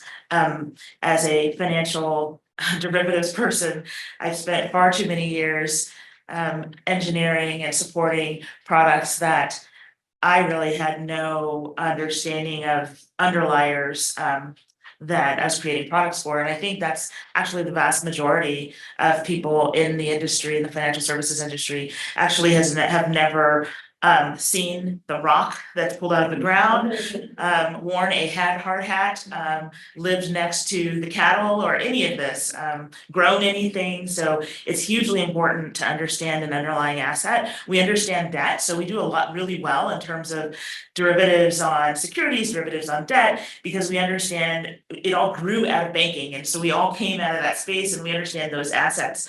And we need to do a much better job if we're going to be talking about derivatives, engineering, and regulation of markets that by policy, by fiat, are going to become more important. I wanted to ask a question about the consumer and the request that we appear to be making as a society of people who may not have said yes to this. To please buy more expensive things so that we can make a goal by 2030 or 2050. And it's interesting, you were mentioning the lack of engagement by companies, but I think that maybe there's a bigger gap in communication between policymakers and even, I guess we'll call it social will, that's driven by very loud but very elite voices. And so we're asking, in order to get to those goals, we're basically asking communities to allow us to put yet another example of the use of the earth that, let's face it, is damaging to the earth and the community next to it in a different way. But this time we're pretending that it's for all of our better, we're saying it's for the better good, and we want you to take an L on that. And besides not talking to you traditionally about what we're gonna put in your backyard, we're also not gonna tell you that you actually will not be able to afford to live the life that we're creating. So I wonder if some of the educational components, have they yet included a deeper discussion with communities and people about the overall objective of meeting energy transition goals and increasing the amount of electric vehicles, decreasing the use of my beautiful gas stove. Have we had a deeper conversation with people about what this is all about and why this new, more technologically advanced mine is gonna be in your community? And yes, it will create jobs, but you actually won't be able to afford to live off of those jobs because we're creating a much more expensive lifestyle. Has that conversation been broached yet with any communities to get their input in this larger societal conversation? Why can't they also be at that table, not just at the table about the mine in the backyard? Can they also be at the table about the goal and what we are asking everyone to sacrifice to get there? I think that a couple of things come to mind. One is that we're actually doing research on this to understand in communities where mineral developments are proposed, to understand if this argument for the greater good really carries any weight. But I think that what you're raising too is that historically disadvantaged and marginalized people are the ones being impacted by a lot of these developments. And I think that there's bigger questions of, are we just repeating these social and environmental injustices, but with a different framing? And there's, throughout history, there's been energy sacrifice zones or mineral sacrifice zones. And we think of the Navajo during the Manhattan Project where uranium was extracted from their lands. A lot of people were working in the mines, but they weren't privy to the damages of working with uranium. And now there's lots of uranium tailings on the Navajo reservation. So you have these injustices that continue to reproduce themselves. And I think one, yes, let's try to understand if this greater good argument carries any weight. And you were talking earlier about narratives, and that came to my mind of is this narrative about climate change, and does that matter to communities who are impacted? And then two, we need to be really conscious about repeating these injustices and having those conversations amongst people who are in power. Yeah. So I don't have an answer, but I agree. Yeah, I agree, and we'll keep you posted on what our research results are. Any other questions from the EMAC members? Commissioner, did you have any comments or questions? Not a question, just a quick comment. Just how impressed I've been with Dr. Lang and the Colorado School of Mines and his students. And I've also learned that if there is an academic paper that involves metals or rare earth minerals, somebody in Dr. Lang's world has been an author. So we can credit him with all the research out there on this. So thank you very much. And thank you to your brilliant students who have contributed to this conversation. We are very lucky to have you help us and to be able to have their expertise help inform us and educate us. So thank you.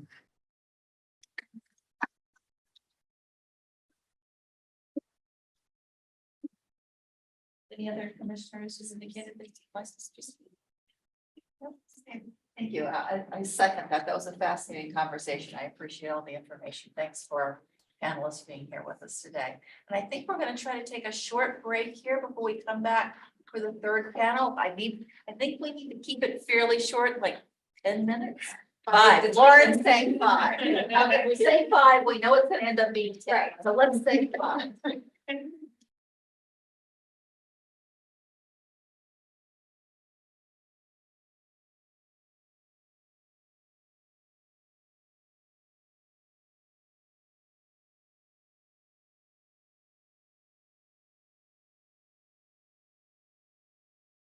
I called this meeting back to order. All right, and I think as everybody knows, we're running a little bit late, But that's the other thing I was gonna say, sorry, we are. Obviously, we're gonna be running late and I do not wanna rush through, we do not wanna rush through this next panel. So I think everybody in the room is pretty aware that we were gonna run late, but everybody virtually just heads up. don't want to cut anybody short here. So for the third panel today, we'll be discussing the potential impacts of the Basel III proposals on the derivative markets from the perspective of multiple industry participant views. We have Jackie Mesa, FIA, John Murphy, Mizuho Securities, Tara Duda from ICE, Bill McCoy from Morgan Stanley, and Matt Agan from the American Gas Association. So Jackie, we're going to kick this off with you. Okay, great. Hi, everybody. Thank you, Commissioner Mersinger. Your committee has been really engaging, which I know sometimes is hard to do, but I've just found the discussions fascinating. So nice work and interesting committee members. So I will try to keep it interesting. We have a lot of panelists for this topic, and I know you want to hear from them, so I may shorten some of these slides. I wanted to just go to the first slide and talk about what are the Basel Committee rules and why is the US doing this? So I'll be quick about it, but basically capital rules are meant to be standardized across all nations. And the reason is, regulatory arbitrage. It's really the capital you must hold for the risk you take, so you don't want any weak player in the system as well. It was established in 1970, the Basel Committee on Banking Supervision. Probably the largest reform was done post-crisis, and that's no surprise. There was a G20 agreement that banks need to hold more capital, but particularly for their OTC transactions. Here we are in 2024, and last year in July, the bank regulators in the US, the Federal Reserve, OCC, and FDIC, proposed bank reforms to align with the global standards. It was sort of it's the final touch of what they call post-crisis reform rules, referred to as the Basel III endgame. They are set to go live in July 2025. There's a 3-year phase-in. There is another proposal that's not just the endgame, but it is a proposed surcharge on the very largest banks called the globally systemic important banks surcharge. Okay. Moving on, there we go. So in the US, you all know this, but in order to clear derivatives, you must be registered with the CFTC as FCMs. Through time, this community has been shrinking. Those that can do clearing on behalf of clients. There's been a roughly 50% decline over the last 20 years. A lot of that is just cost of doing business. You know that, we know that. In the over-the-counter derivatives, this really became more popular, of course, post reforms, which mandated OTC clearing. And at the time in 2014, there were 22 FCMs providing OTC clearing. And today there are only 12. It's a very concentrated market. Only 7 of those banks represent 94% of the OTC clearing. And if you move on, I'll show you what that looks like.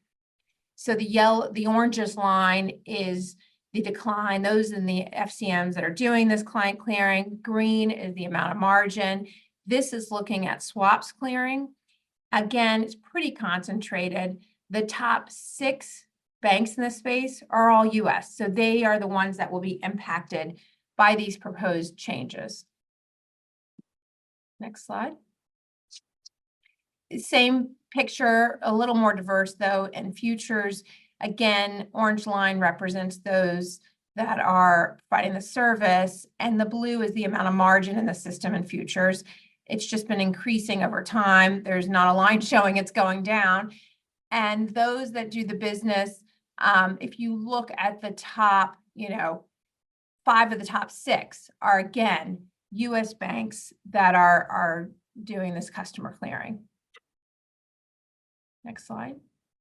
So I just wanted to quickly go through what are these changes and why are they impactful? I'm going to go on how impactful they are in a minute, but what are they? So the GSIB surcharge proposal is a proposal that looks at what kind of capital does a bank need to hold for its complexity and interconnectedness in the whole system. The Federal Reserve has decided to say agency clearing, that little business makes you more complex, makes the system more complex, which we know was not the policy post Dodd-Frank, makes the system more complex, makes the bank more complex, and we're going to include that. That is a hugely impactful charge to the banks because it goes right to the overall bank's capital it must hold for its activities. And it goes straight to the bottom line. There are, in the in-game proposal, Basel III in-game proposal, that's a proposal by the 3 banking regulators in the US. There are a number of areas where they've included client clearing where they didn't include it before. And 2, I'll explain 2 of these because I think they're probably the biggest impact. One is a CVA charge. And what that says, post-crisis, CVA was included because they said when there's a price change in the asset, your counterparty may be at risk of default. And we need to capitalize against it. But we all know, those that clear, that you exchange variation margin. The CCP collects variation margin and sets the variation margin for that very issue. Your risk is really that of a client default, and that is covered already through other capital charges. So we feel this is not only duplicative, but just wrong. And we've been trying to explain this, and it really hasn't come through. Additionally, operational risk. So operational risk is a new charge that they wanted across the banking system that says, you may have an operational risk with the business you're doing. The problem is how they're doing it, which they're doing it for your gross income, your gross fees. And in clearing, you may get a fee for data, you may get a fee from the clearinghouse. Those actually get passed back through to the clearinghouse or the exchange for what you're doing, yet that's a percentage on that total. And it doesn't make sense. It's not really the fee you're actually ending up with in the end. It's not what the revenue is. Even so, it's probably not quite capturing an operational risk. So we've been talking to the prudential regulators quite some time about this. We've submitted our letter, and so have many others. I want to give you an estimate of what this looks like. So if you go to slide 11, we did a data collection through an independent data collector. And we're talking billions here. So if you look at this currently, the clearing part of the bank for clearing activity, they hold roughly 9 billion. The in-game proposal will raise it by another 2 billion and the surcharge over 5 billion. This is a 20%, over 20%, close to 60% for surcharge capital. And you have to think what's happened between the time that 2013-14, the original Basel III capital rules came to place, and today. Not a lot of clearing failures, not a lot of systemic risk in the system. So you're wondering, why is capital going up for clearing 80% for US banks? And let me just say, as I mentioned at the very first page, these are supposed to be coordinated charges across all global banks. In all the cases I just mentioned, the US regulators are going above the international standard. So it is not actually trying to come in line with it, it's going above, which is our really one of our biggest problems. Next slide. So it's not just us that are aware of this, of course, so many end users. And I thought this slide was particularly important for your EMAC committee because so many energy, utilities, renewable energy entities have written in to say, not only will this make it too expensive to hedge, we may not hedge. And by the way, that cost gets passed down to customers. That is a really negative effect and impact for these capital changes. Not only did the energy end users write in, but many others. And if you go to the next slide, I won't spend too much time, but it just shows you we collected those who have submitted letters in our space. And it's a huge outcry from the clear derivative space for these changes. Next slide. And bottom line, we're really concerned. Not only is it more expensive, it will make it more expensive to clear for end users, but there's going to be a capacity. Dimitri used the word capacity problem, and he's completely right. They will have to shrink these businesses. And that is going to have a detrimental effect on those wanting access to clearing. We thought it was interesting that at the same time these rules were proposed, a little bit after, by the way, Silicon Valley Bank failed, creating a crisis. One of the reasons that Silicon Valley Bank cited for its failure was it stopped utilizing derivatives to hedge its interest rate risk. Well, that's a problem. I mean, we want to encourage hedging, and that's what this is all about. And we think this is actually increasing systemic risk, not decreasing it. So I know I ran through that quickly, but with that, I will stop and hand it over to John Murphy.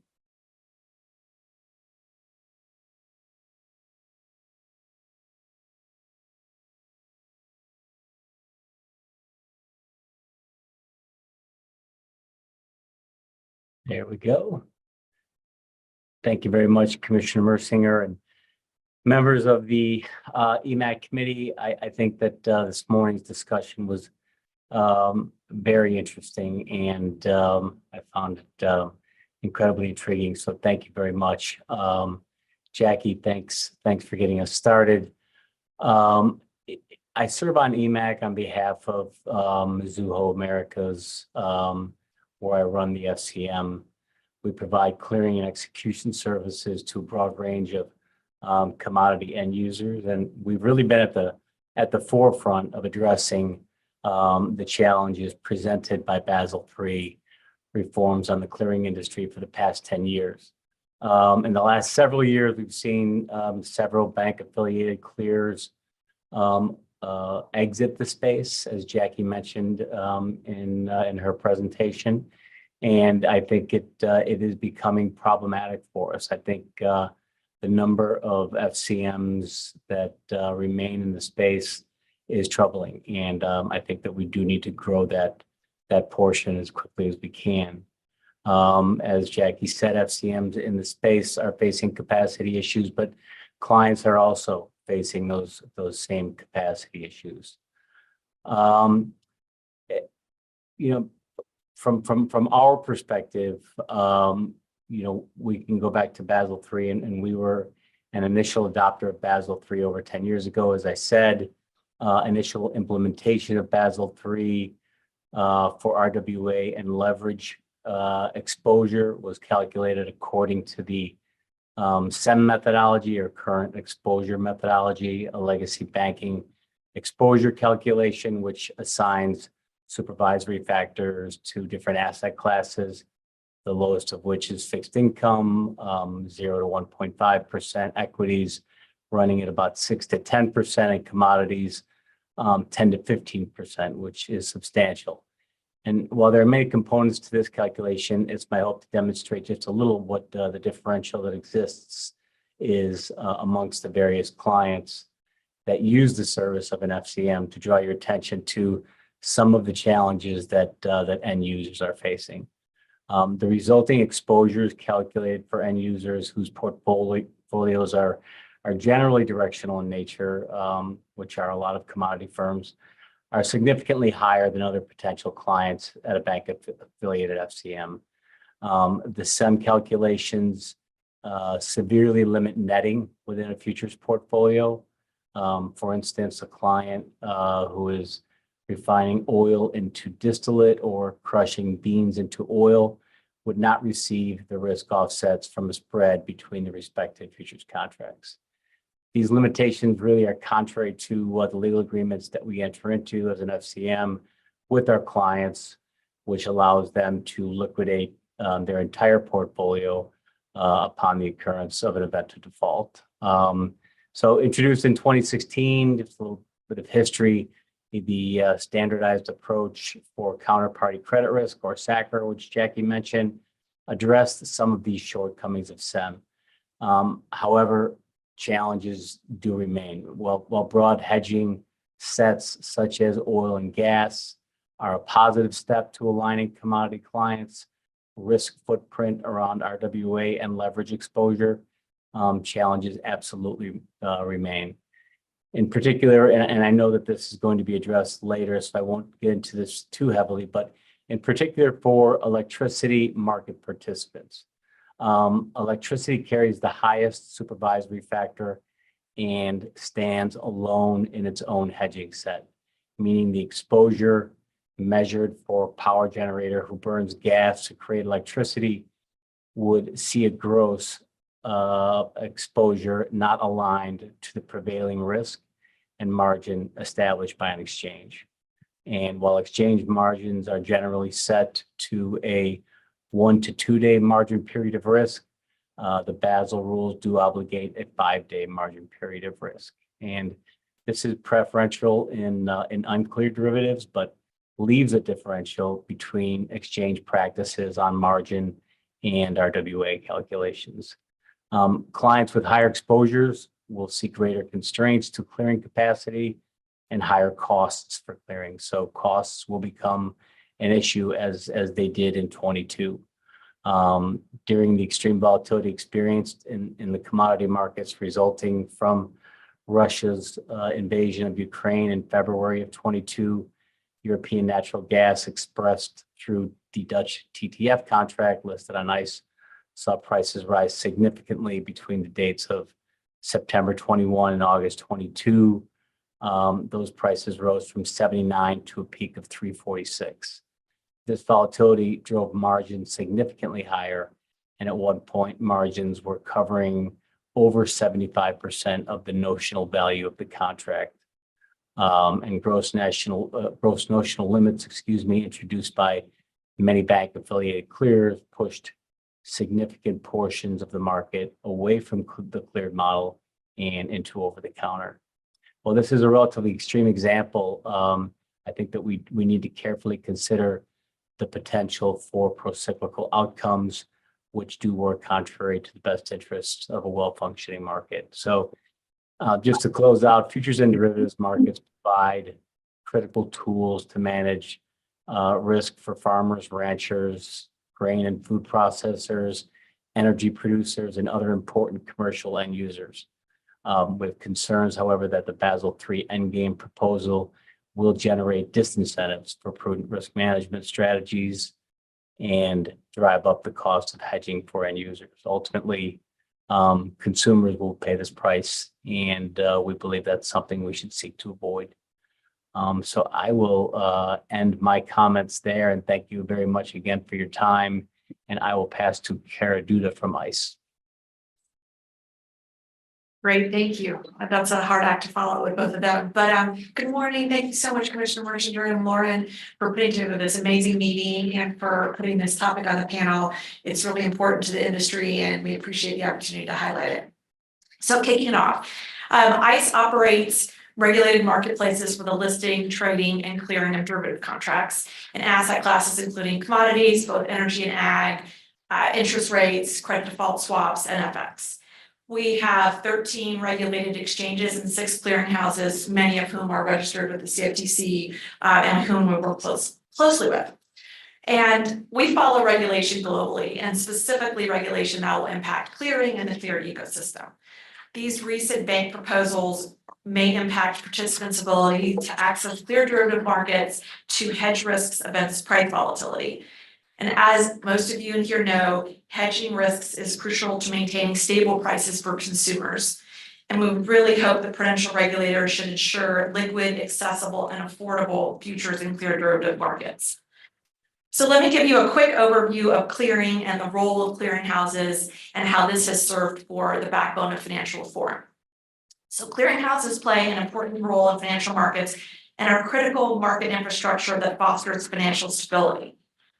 Clearing has consistently proven to be fundamentally safe and sound process for mitigating systemic risks through multilateral netting and standardization.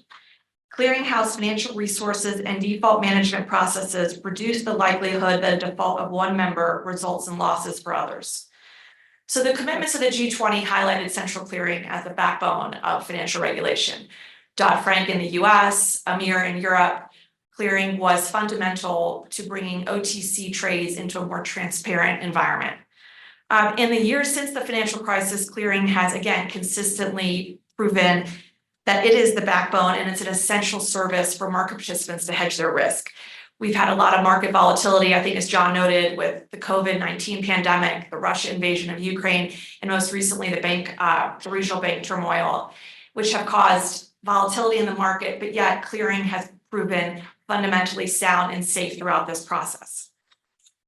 So moving on, as I said, clearing provides greater transparency to the market and reduces systemic risk and the complexity and interconnectedness of banking organizations by basically replacing bilateral transactions with a CCP, which is a central clearing counterparty in between. So clearing members act as intermediaries or agents for their clients, in effect guaranteeing the performance of the clients to the CCP and assuming any payment obligation that arises to the CCP if a client defaults. So let me just pause there and make sure everyone understands how the ecosystem works. There is a clearing member in between every trade that is between a CCP and a customer. The clearing member is an integral part of this chain, and you cannot clear without the clearing member in between. So I know not everyone understands necessarily how the clearing model works. I mean, maybe for people, it's a little bit geeky here, but this is a very, very important process and cog in the wheel of clearing. So initial margins collected by the clearing members and placed in a segregated account separate from the clearing members' own assets, which are then passed on to the CCP. The CCP will mark to market the cleared positions on a daily basis, and any losses occurring from a clearing member or customer position must be paid to the CCP by a certain deadline. So just moving on to clearing and the Basel III Endgame proposal and the GSIB surcharge. So by not fully considering the risk-reducing benefits of central clearing and the protections for end users, both of these proposals are inconsistent with the goals of the G20, which was to incentivize central clearing and could reduce the availability of client clearing by potentially impacting bank-affiliated clearing members and reduce their capacity. So as I mentioned, under the US regulatory framework, clearing members are required to collect collateral from their customers to offset potential future exposures arising from a customer's derivatives position at the CCP, and further to segregate those positions and collateral from the clearing member's own positions and collateral. So the agencies are proposing to require additional capital charges on client cleared activities, which Jackie basically explained, and I just want to hammer home this point. They're duplicative of the credit risk charges that banks already apply to their client exposures today. So to date, the US policymakers have not recognized this, although I note that the European policymakers have actually recognized the risk reduction nature of collateral and client clearing and have not gone in the same direction. So potential implications, and I'll run through these pretty quickly. So I think John did a great job highlighting this. The Basel III Endgame could potentially further reduce the ability for bank-affiliated clearing members to provide these client clearing services due to increased capital requirements for such activities. So as we noted, many clearing members have already left the business, and a smaller number of clearing member community adversely impacts financial markets by concentrating risk while reducing the availability of client services to end users. This also increases systemic risk by disincentivizing banks from using and providing access to their customers to cleared instruments to manage their own risk. And reduction in access to clearing services could result in higher prices to consumers as companies depend on client clearing to mitigate their business risk. And one point I just wanted to raise that Jackie and I had spoken about is porting. So this happens when you have a clearing member default and a CCP looks to port these client positions to another clearing member. If you have a reduced capacity of clearing members or the capital requirements are so onerous to take on an additional customer portfolio, this really disincentivizes clearing members from taking over these portfolios, which could impact the market as a whole, liquidity and volatility. Lastly, just as I mentioned before, the proposals could negatively impact the ability of US banks to compete with their European counterparties, as our proposal in the US is more restrictive than those in other jurisdictions. So quickly moving on just to the GSIB surcharge, which, as Jackie said, is for a smaller group of systemically important banks. The proposal includes client cleared derivatives in the interconnectedness and complexity category for clearing members operating on the agency model, which is almost all clearing members in the US, which may result in more capital charges on client clearing activities. So, and I'm not as eloquent, there was some great GMAT presentations specifically by JP Morgan, which highlighted how these client clearing, capital charges would push the entire bank into a different capital threshold just on their client clearing activities, which is probably not an ideal outcome and I think has raised some concern, as we've heard today. Also, it's contrary to the risk reducing nature of client cleared derivatives. The proposal treats clearing as posing an equal risk to bilateral OTC derivatives without explanation or supporting data. The proposed changes in the GSIB surcharge fail to recognize the clear derivative market structure and would increase systemic risk by disincentivizing banks and their customers away from central clearing to manage their risk, and could result in pushing transactions to the less transparent OTC bilateral market, or could cause people to stop hedging altogether. One point I just wanted to raise, going back to 2018, was the supplemental leverage ratio. So this is a very similar issue to that we're seeing today. But basically, the supplemental leverage ratio, which was included in a previous version of the GSIB surcharge, did not recognize the risk reducing nature of client collateral. I think this was actually a positive outcome because the industry was able to work with the prudential regulators to better educate them on the risk reducing nature of the collateral and clearing. And we were able to rectify this in the rules. So I'm hopeful that this would be a similar situation here. So just to sum it up, the proposals could negatively impact the client cleared derivative markets, as the new capital requirements could make hedging significantly more expensive for market participants, reduce capacity and willingness of banks to provide clearing services, and conflict with public policy objectives to promote central clearing. So thanks again for the opportunity to speak. I'd be happy to answer any questions. I'm going to hand it off to our next panelist. Bill? Yes, should I use your microphone? Okay. Yes, I'm Bill McCoy with Morgan Stanley, and I want to thank Commissioner Mercinger, as well as all the commissioners and commission staff, and my fellow members and associate members of EMAC for this opportunity for me to speak on these issues from the perspective of a banking organization, swap dealer. I want to focus on certain aspects of the Basel III Endgame proposal and the negative anticipated impacts on end users of affordable access to credit and hedging, particularly in the energy markets. In addition to clearing services to our FCMs, banking organizations through their swap dealers and other affiliates offer counterparties a variety of over-the-counter products that reference prices of energy products or actually result in the delivery of energy products. Counterparties use these services to hedge exposure to various energy products such as electricity, gasoline, diesel fuel, jet fuel, natural gas, and propane.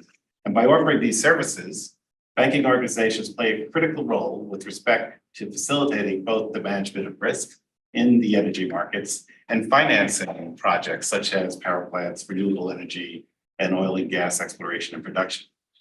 Unfortunately, we anticipate that the Basel III Endgame proposal, if adopted, would have, as proposed, would have negative impacts on end users' affordable access to such credit and hedging services. Now, as Morgan Stanley stated in its comment letter, which was submitted to the prudential regulators on January 16th of this year, Morgan Stanley supports robust conservative regulatory capital and related prudential requirements. Large US banking organizations are stronger today and better able to meet the needs of clients and markets through the economic cycle, with the benefit of many of these post-financial crisis capital, liquidity, stress testing, and recovery and resolution planning standards. But unlike these prudential standards that were introduced in the decade following the financial crisis, the Basel III Endgame proposal does not appear designed to solve a specific identified problem in the regulation of US global systemically important banks. Well, I only plan to speak to a number of concerns, particularly with respect to energy in connection with the proposal. I commend the reading of Morgan Stanley's comment letter for its more comprehensive discussion of the proposal.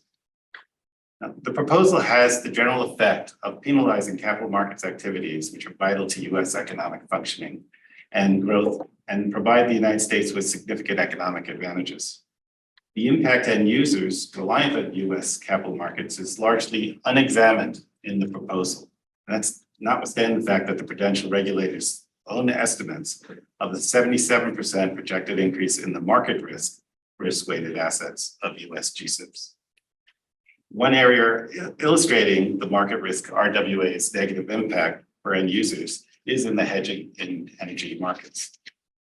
Electricity and natural gas markets demonstrate strong correlation, in part because natural gas is most often the fuel of marginal electricity generation fleet required to satisfy demand during peak periods. In fact, in 2022, natural gas accounted for 33% of the US power sector's primary energy consumption, whereas in Europe, natural gas was responsible for only 20%. The European and North American energy markets also differ in the availability of domestically produced natural gas. Whereas the United States has ample natural gas production facilities, Europe is a net importer. This dynamic, particularly in the current geopolitical context, introduces idiosyncratic volatility to European natural gas prices and lowers the correlation between European natural gas and power prices as compared with those evident in the North American markets. As proposed in the Basel III Endgame proposal, the risk weight applied to this bucket of natural gas and electricity buckets for market risk purposes would be relatively high and the correlation relatively low, as each is calibrated to the spot market evidence rather than forward contract market evidence. And that's notwithstanding the fact that the practice of the vast majority of large US banking organizations' energy market exposure is in the forward contract markets. Higher RWAs for banking organizations, natural gas and electricity positions will impact the availability and pricing of energy market hedges for end users with ripple effects for consumers' costs. We endorse the position that the risk weight and correlation percentage applied to natural gas and electricity bucket be calibrated based on forward contract market evidence rather than spot market evidence, with the risk weight for this bucket reduced from what is proposed as 45% to 30% to more accurately reflect the historical volatility of these arrangements. The comment period for the prudential regulators' proposed rules ended on January 16th. But in light of the Commission's extensive expertise and jurisdictional oversight of these derivative markets, Morgan Stanley encourages the Commission and the prudential regulators to engage in active dialogue in the coming months as the prudential regulators consider the many comments filed, including those of trade associations and commercial end users. Thank you again for permitting me to speak with this. And at this point, I think I'll turn the gavel over to Matt.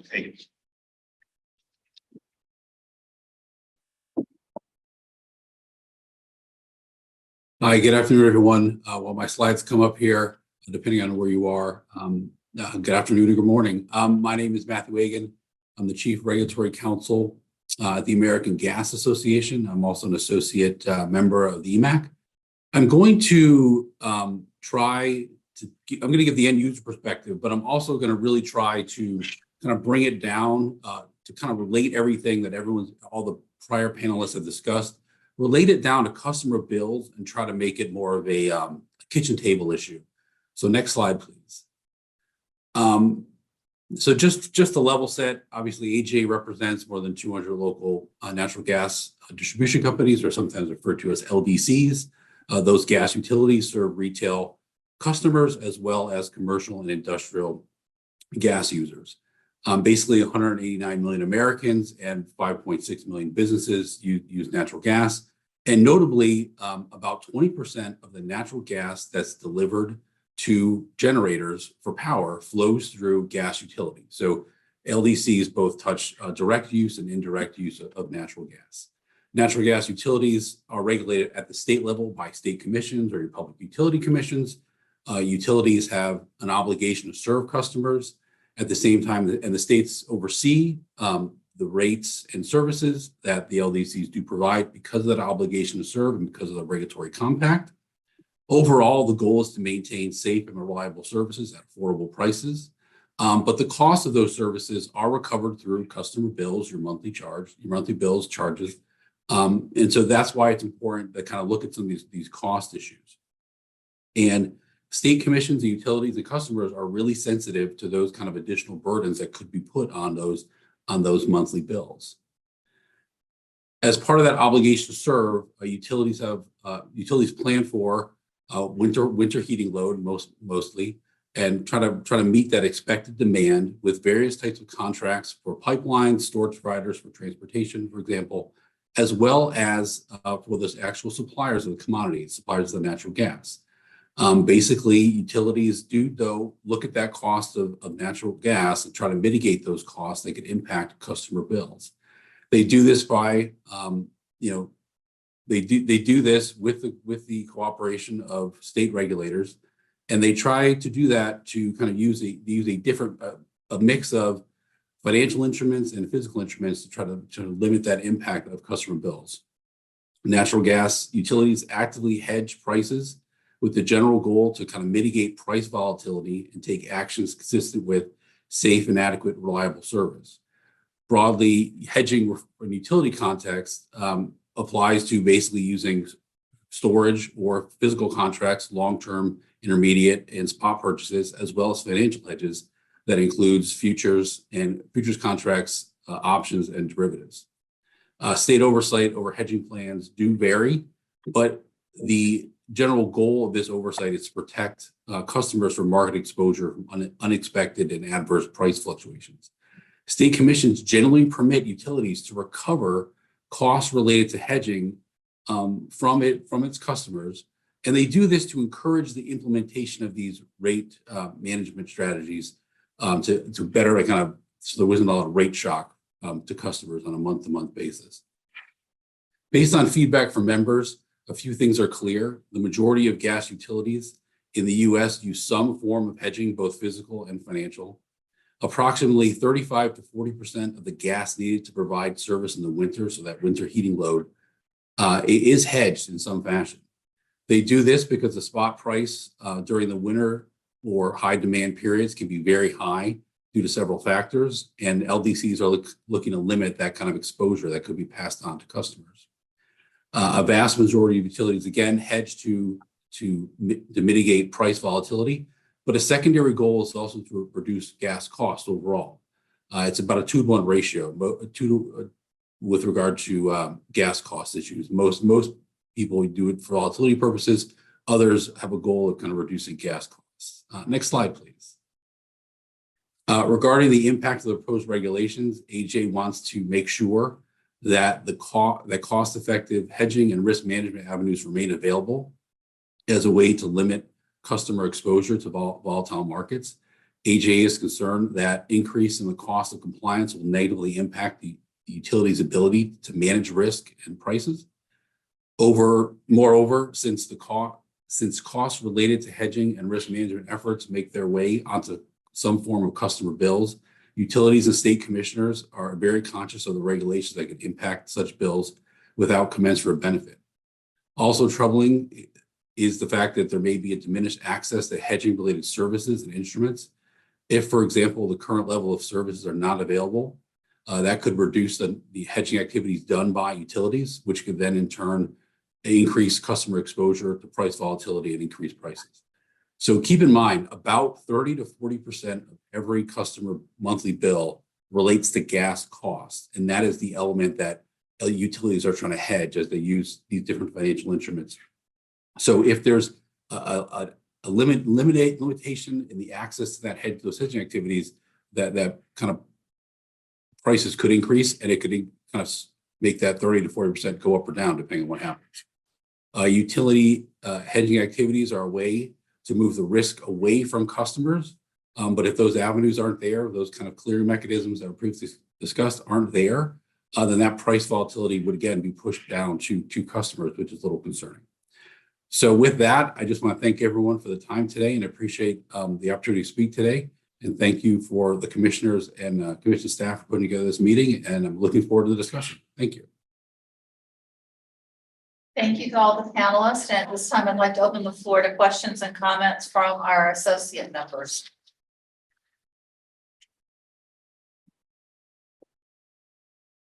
Sarah? Sure. Yeah, as a CFTC regulated swap dealer, we feel your pain. We've commented heavily on our capital requirements and how they're too high, but one issue I wanted to highlight, it kind of dovetails with what Bill was talking about. And it relates to tax equity investing. And that's, it's a form of financing where banks provide capital to renewable energy projects in exchange for tax credits.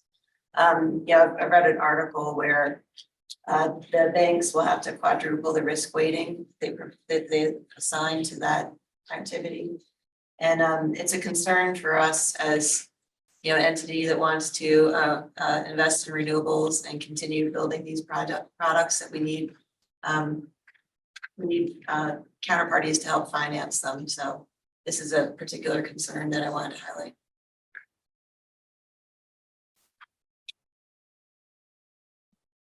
Matt McCarty.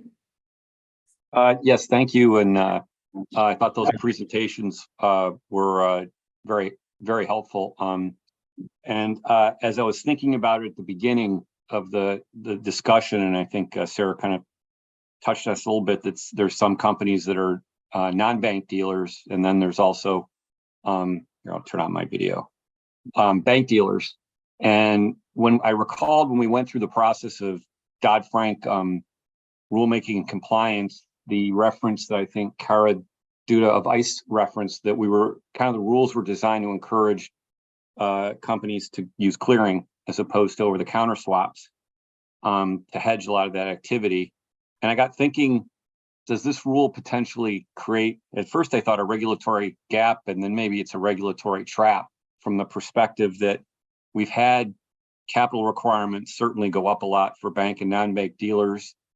I think there's been a reduction of activity in that space, although someone would have to study that. So is there an unintended consequences that could take place, that people will try to move to the over-the-counter market, but that market won't be there? So there's more potential risk that could be introduced to the system because we're making it harder to hedge or more costly to hedge in everywhere we look. I was curious if anybody had a comment on that. I mean, I sure have a comment on that. And if I may, what a great point. I also think that some products, of course, according to the CFTC, you have to clear, right? Are mandatorily cleared products. And so there's no choice to go into the OTC space. And I think you heard from Bill and others that capital will go up for non-cleared products as well. So I think what you end up in is not hedging, which is the real risk that Matt at the end was talking about. What happens if you hedge these price risks? And then we're in real trouble. So I do think there's slight risk that maybe, clearing looks super unattractive, but also you just have no choice.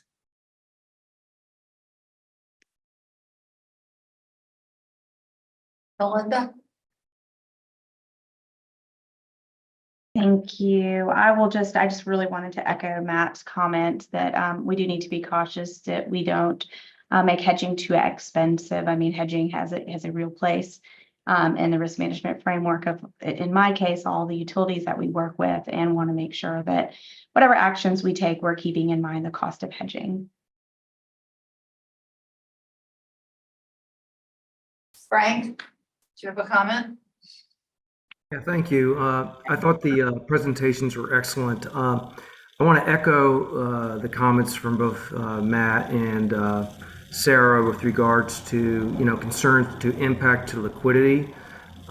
It's really scary to think that we're going into a world where people are disincentivized to hedge because of cost, and that impacts our liquidity materially. I mean, we've been dealing with illiquid markets in the forward part of the curve. Early this morning, we talked a lot about metals. We talked about the gap between miners bringing production online and battery users wanting material.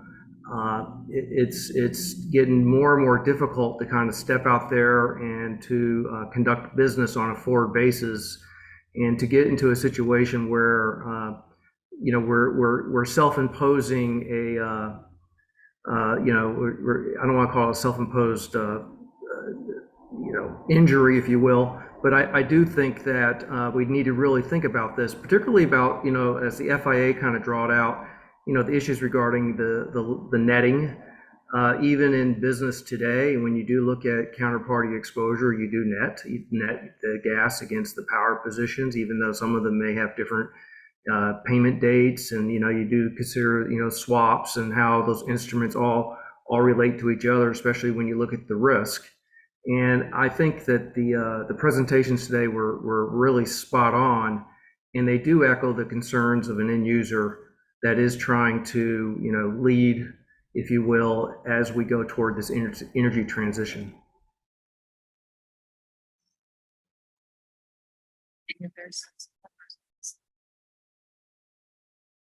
Okay, if no other comments from the associate members, we'll turn this over to open the floor to. Okay, I'm sorry, to the EMAC members for questions and comments, and I think Derek had a comment, so I'll turn it over to you, Derek, and then Tyson, and then Dimitri. All right, thank you. So Derek Salmon from CME Group here. I'll just echo some of the comments I think we've already heard from John at Mizuho and ICE and a few others here. But starting most importantly, CME, we're a registered DCM and a SIDCO, and we are certainly a proponent of transparency and risk management benefits of central clearing. Certainly, which regulators have sought to incentivize over the years through reg proposal. While we're supportive of the initiative that enhances strength and durability of the banking system, we believe the proposals may have negative impacts on central clearing without any offset financial stability benefits. Further and connected to that, the proposal doesn't actually appear to be supported by data which is necessary to perform an effective and cost-benefit analysis. In a nutshell, and I just want to reiterate the points I think that were already shared here today, our concerns primarily circulate around the disincentives created for clearing by raising costs, the fact that it increases exposure through forced liquidations, the fact that it increases complexity of the GSIB banks. The clearing firms already hold capital, so this feels duplicative to us, and it creates international inconsistency. So I think those comments are highly aligned with what we've already heard from our colleagues in the panels, but I just wanted to make sure that CME had their voice out there and we're able to share our perspectives and concerns, and you'd find a lot of this reiterated in the comment letters that we proposed as well. Jason? Thank you. I really appreciate all the perspectives of the presenters. I think that they have laid out a case from their perspective of their concerns about negative impacts from Basel III capital requirements. I do, however, believe that this advisory committee needs to hear other perspectives that can demonstrate the net benefits of the Basel III capital requirements. And I don't think that the advisory committee has heard those perspectives here today. And so I think as a result, the advisory committee cannot generate any conclusions or foundations of any reports or other recommendations to the commission until we are able to hear additional perspectives on potential net benefits from Basel III capital requirements. For the record, Public Citizen, along with some of our colleagues at Americans for Financial Reform, did submit comments in support of the Basel III requirements. I do believe that regulators have successfully made an argument of the net economic benefits. And just to offer a little perspective, I was on this committee during the debate around Dodd-Frank, and not just in the debate around the legislation, but then the implementation of that legislation. And there were extraordinarily similar comments and letters generated from end users that were later documented to have been recruited by swap dealers because of the optics of having certain end users be a voice against the regulatory initiatives. And so I just think that it's important to hear from end users, but I think it's important to hear from end users that also believe that increased capital requirements in order to protect against systemic risk and potentially address price volatility is an important perspective that the committee should hear from. Thank you. Dimitri? Thanks. So just actually to respond to Tyson, I think one of the things I'm struck by, Tyson, is, and I sit on other committees, is that it's rare to have such a unanimous perspective on this topic. So for exchange clearinghouses to share the same perspective as the clearing members in the banking community, that doesn't always happen, right? And so the near unanimous, I think, position you are hearing, I think is because most in the industry appreciate the benefits that have accrued from Dodd-Frank and the greater stability in the system. But that doesn't mean that more is always better. And so one of the comments I wanted to make was, by the way, I thought the presentations were strong, really good. Jackie had a list of all the GSIBs of all the banks providing clearing services to customers. And I think what was striking on the slide was the preponderance of US banks versus the non-US banks. But what maybe wasn't quite as emphasized is that banks in general provide a lot of capital relative to the non-bank FCM. So this is a really significant part of clearing capacity, full stop. And so that's why we're concerned. The other bit I just wanted to echo Bill's presentation as well. I mean, all the presentations were quite strong. Bill highlighted the links and relationships between gas and power, and he noted that gas in the US provides 33% of the power generation, but that in some ways understates the impact on pricing, as you noted, Bill, because what sets pricing for power, of course, is what fuel is providing the marginal generation, the last megawatt. And so there, if you look at gas's role in setting prices, it may be 60-70%. So it's quite a significant link to power. And that's why traditionally exchanges offer both gas and power, and why there's strong risk linkages between the two. And I think that's it. Jamila? The presentations were super helpful. I can't believe that talking about Basel III could be so interesting. So seriously, and maybe because I have like a low expectation about talking about Basel. You know, as an ex-Fed person, you know, it's not really one of my favorite topics. But you guys really made it so accessible. I am confused though, and I have a question for you. Why would we be in a situation where we have said we want, and I say this as a person who is a big, almost religiously fanatic person in favor of OTC derivatives. I think that many of the problems that we have with nascent markets and minerals easily solved by OTC derivatives, provided that there are people willing to take those sides. It's a hugely important tool.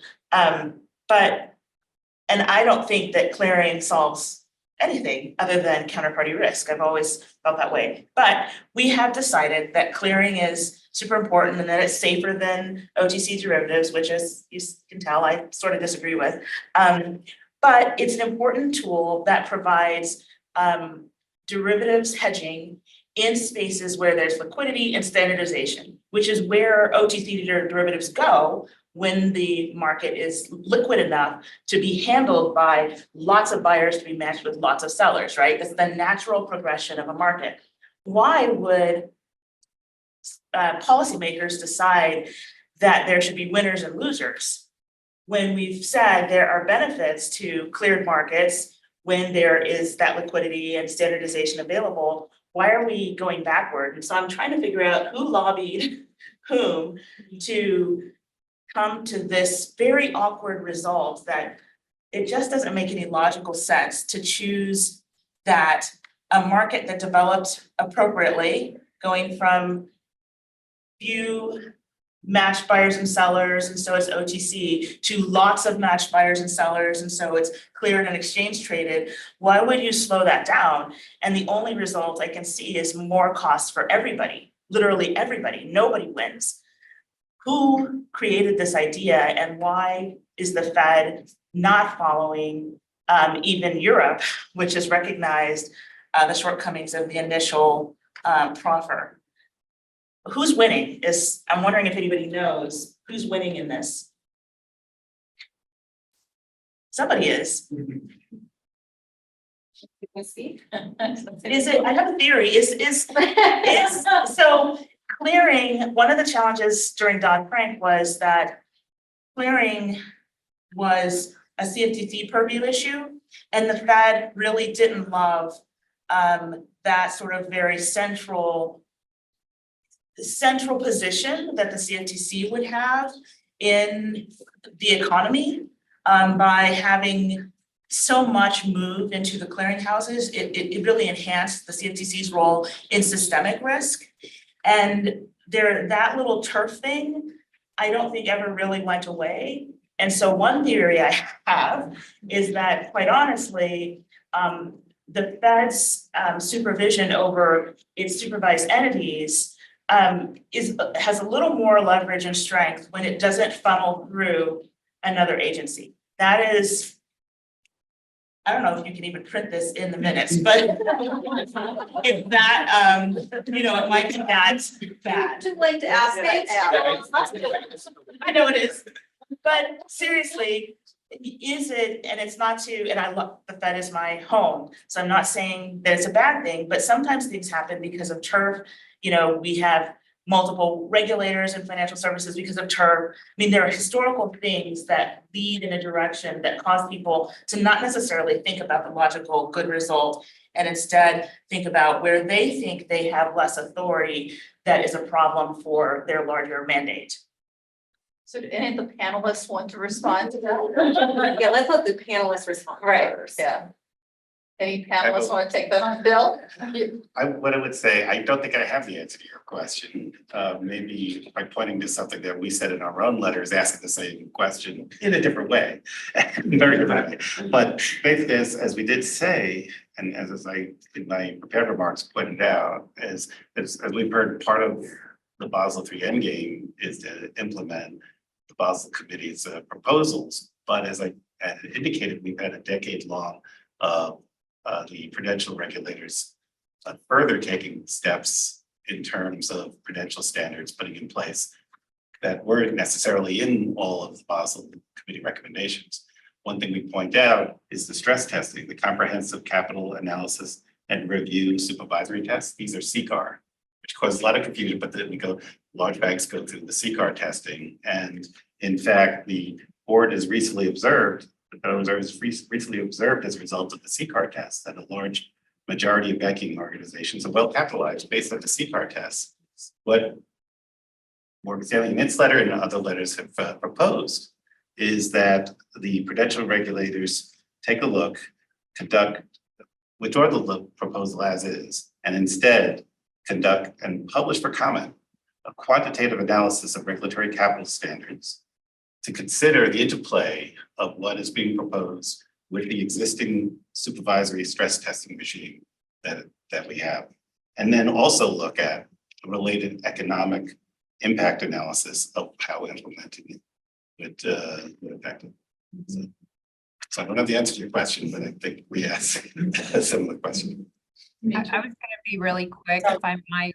I know you're over time, but just to say, completely agree, there wasn't really the justification or cost benefit analysis in the letter, particularly regarding clearing, and we've asked for that. The data wasn't collected. In fact, what they thought would be a rise in the GSIB, clearing even goes over. So there's just a miscalculation here. And I think when we meet with the Fed, they acknowledge that to a certain extent.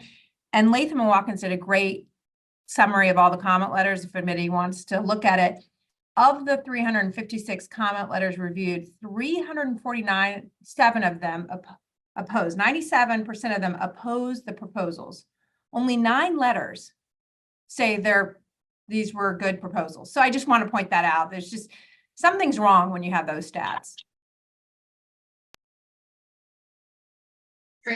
So yeah, I don't want to question the Fed's intentions. I assume these are all good intentions in the idea of strengthening the banking community. But the reason we're speaking out, the reason we're supporting it here at the CFTC is because we believe the CFTC is the nexus for expertise in derivatives clearing, right? So we're trying to amplify the voice of the CFTC themselves as industry to express our views on this topic, as well as say, depository access to that. Two really important topics with CFTC can't pull the trigger. Other parties are in control, and we think they're both important to be heard as loudly as possible through this venue, because the CFTC is the authority in this space, even if they don't have control over banking standards. The other thing I wanted to say, and so I was looking at my phone, I hadn't quite written down. I did want to echo the comment that was made earlier that, look, if it gets pushed out of clearing, it means it's not going to be hedged. And so that's risky.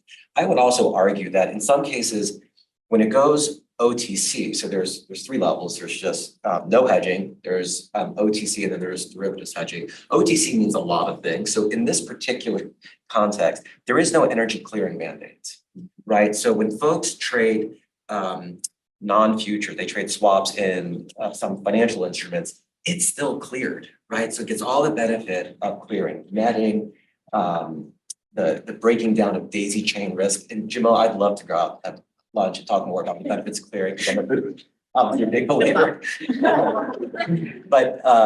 But in energy, what then happens if it goes to that middle stage, if it goes to just bilateral trading and OTC trading, it also means no clearing whatsoever. So there you're reintroducing daisy chain risk, which means one party defaults, causes another party to default, causes another party to default, and that's what happened during the financial crisis, right? That's what we're trying to solve. And so rather than, with the fear that you're concentrating risk with a clearing solution, you're actually reducing risk tremendously, because you have netting and you have that breakage of that daisy chain risk. So that's really important to understand in energy. It's different than other derivatives. Energy doesn't have a clearing mandate. Yes. Thank you. That's very helpful. So maybe it's just that there's this conundrum that our system needs to talk more to each other, that the concerns maybe in the back of the Fed's mind have to do with the letters are super helpful, because it means that maybe the commission's input can be had into this conversation, so that the risk or the gaps that the Fed is trying to resolve, they can become aware of where they're already addressed. Because the last thing I think any systemic risk regulator wants to do is hold capital in a way that doesn't allow it to move in our free market.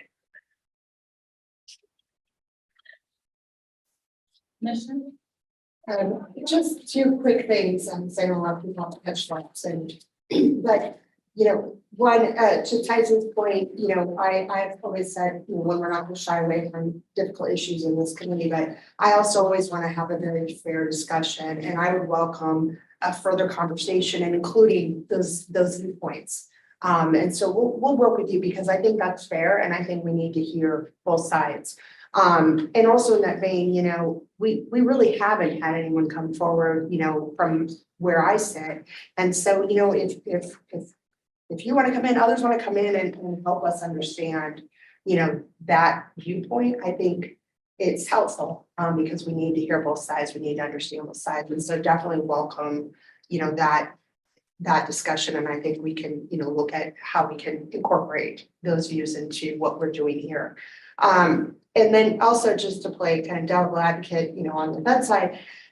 So what's been interesting is this discussion around the lack of kind of the data to back up some of this, or the quantitative analysis for the review of these proposals.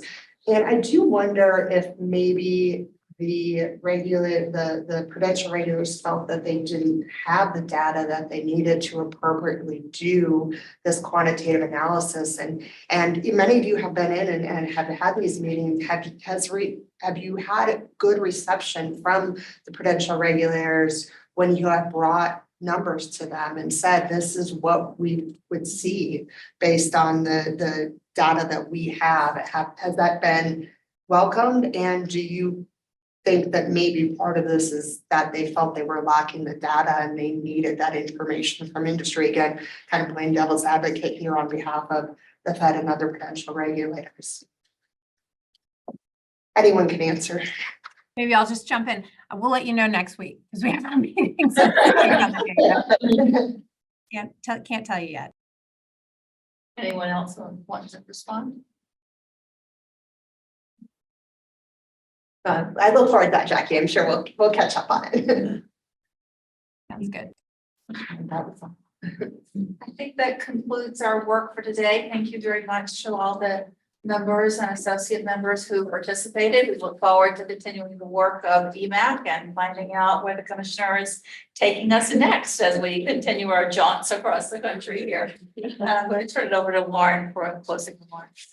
Thank you, and I turn it over to Commissioner Mercer for her closing remarks. Thank you. It's very short because we all have to navigate the Denver airport. Just thank you all for being here. This has been a great meeting, very interesting conversation, and I always walk away from these meetings having learned so much. So and that's because of all of you. So just thank you. Thank you, Commissioner Mercinger. And I just want to amend the roll call earlier and state that Associate Member Will Evans is present. And lastly, thank you to all of our presenters, members, associate members for injecting such life into minerals and Basel III. I think you should see that attestation of how awesome our committee is. And again, thank you to the School of Mines and to Ian. We have just been so incredibly impressed, and it's been just a great couple days. And I'm excited to say that our next EMAC meeting in April will be held at the home of the reigning Super Bowl champs and I, Kansas City. So stay tuned for more details to come. So with that, thank you. And the meeting is adjourned.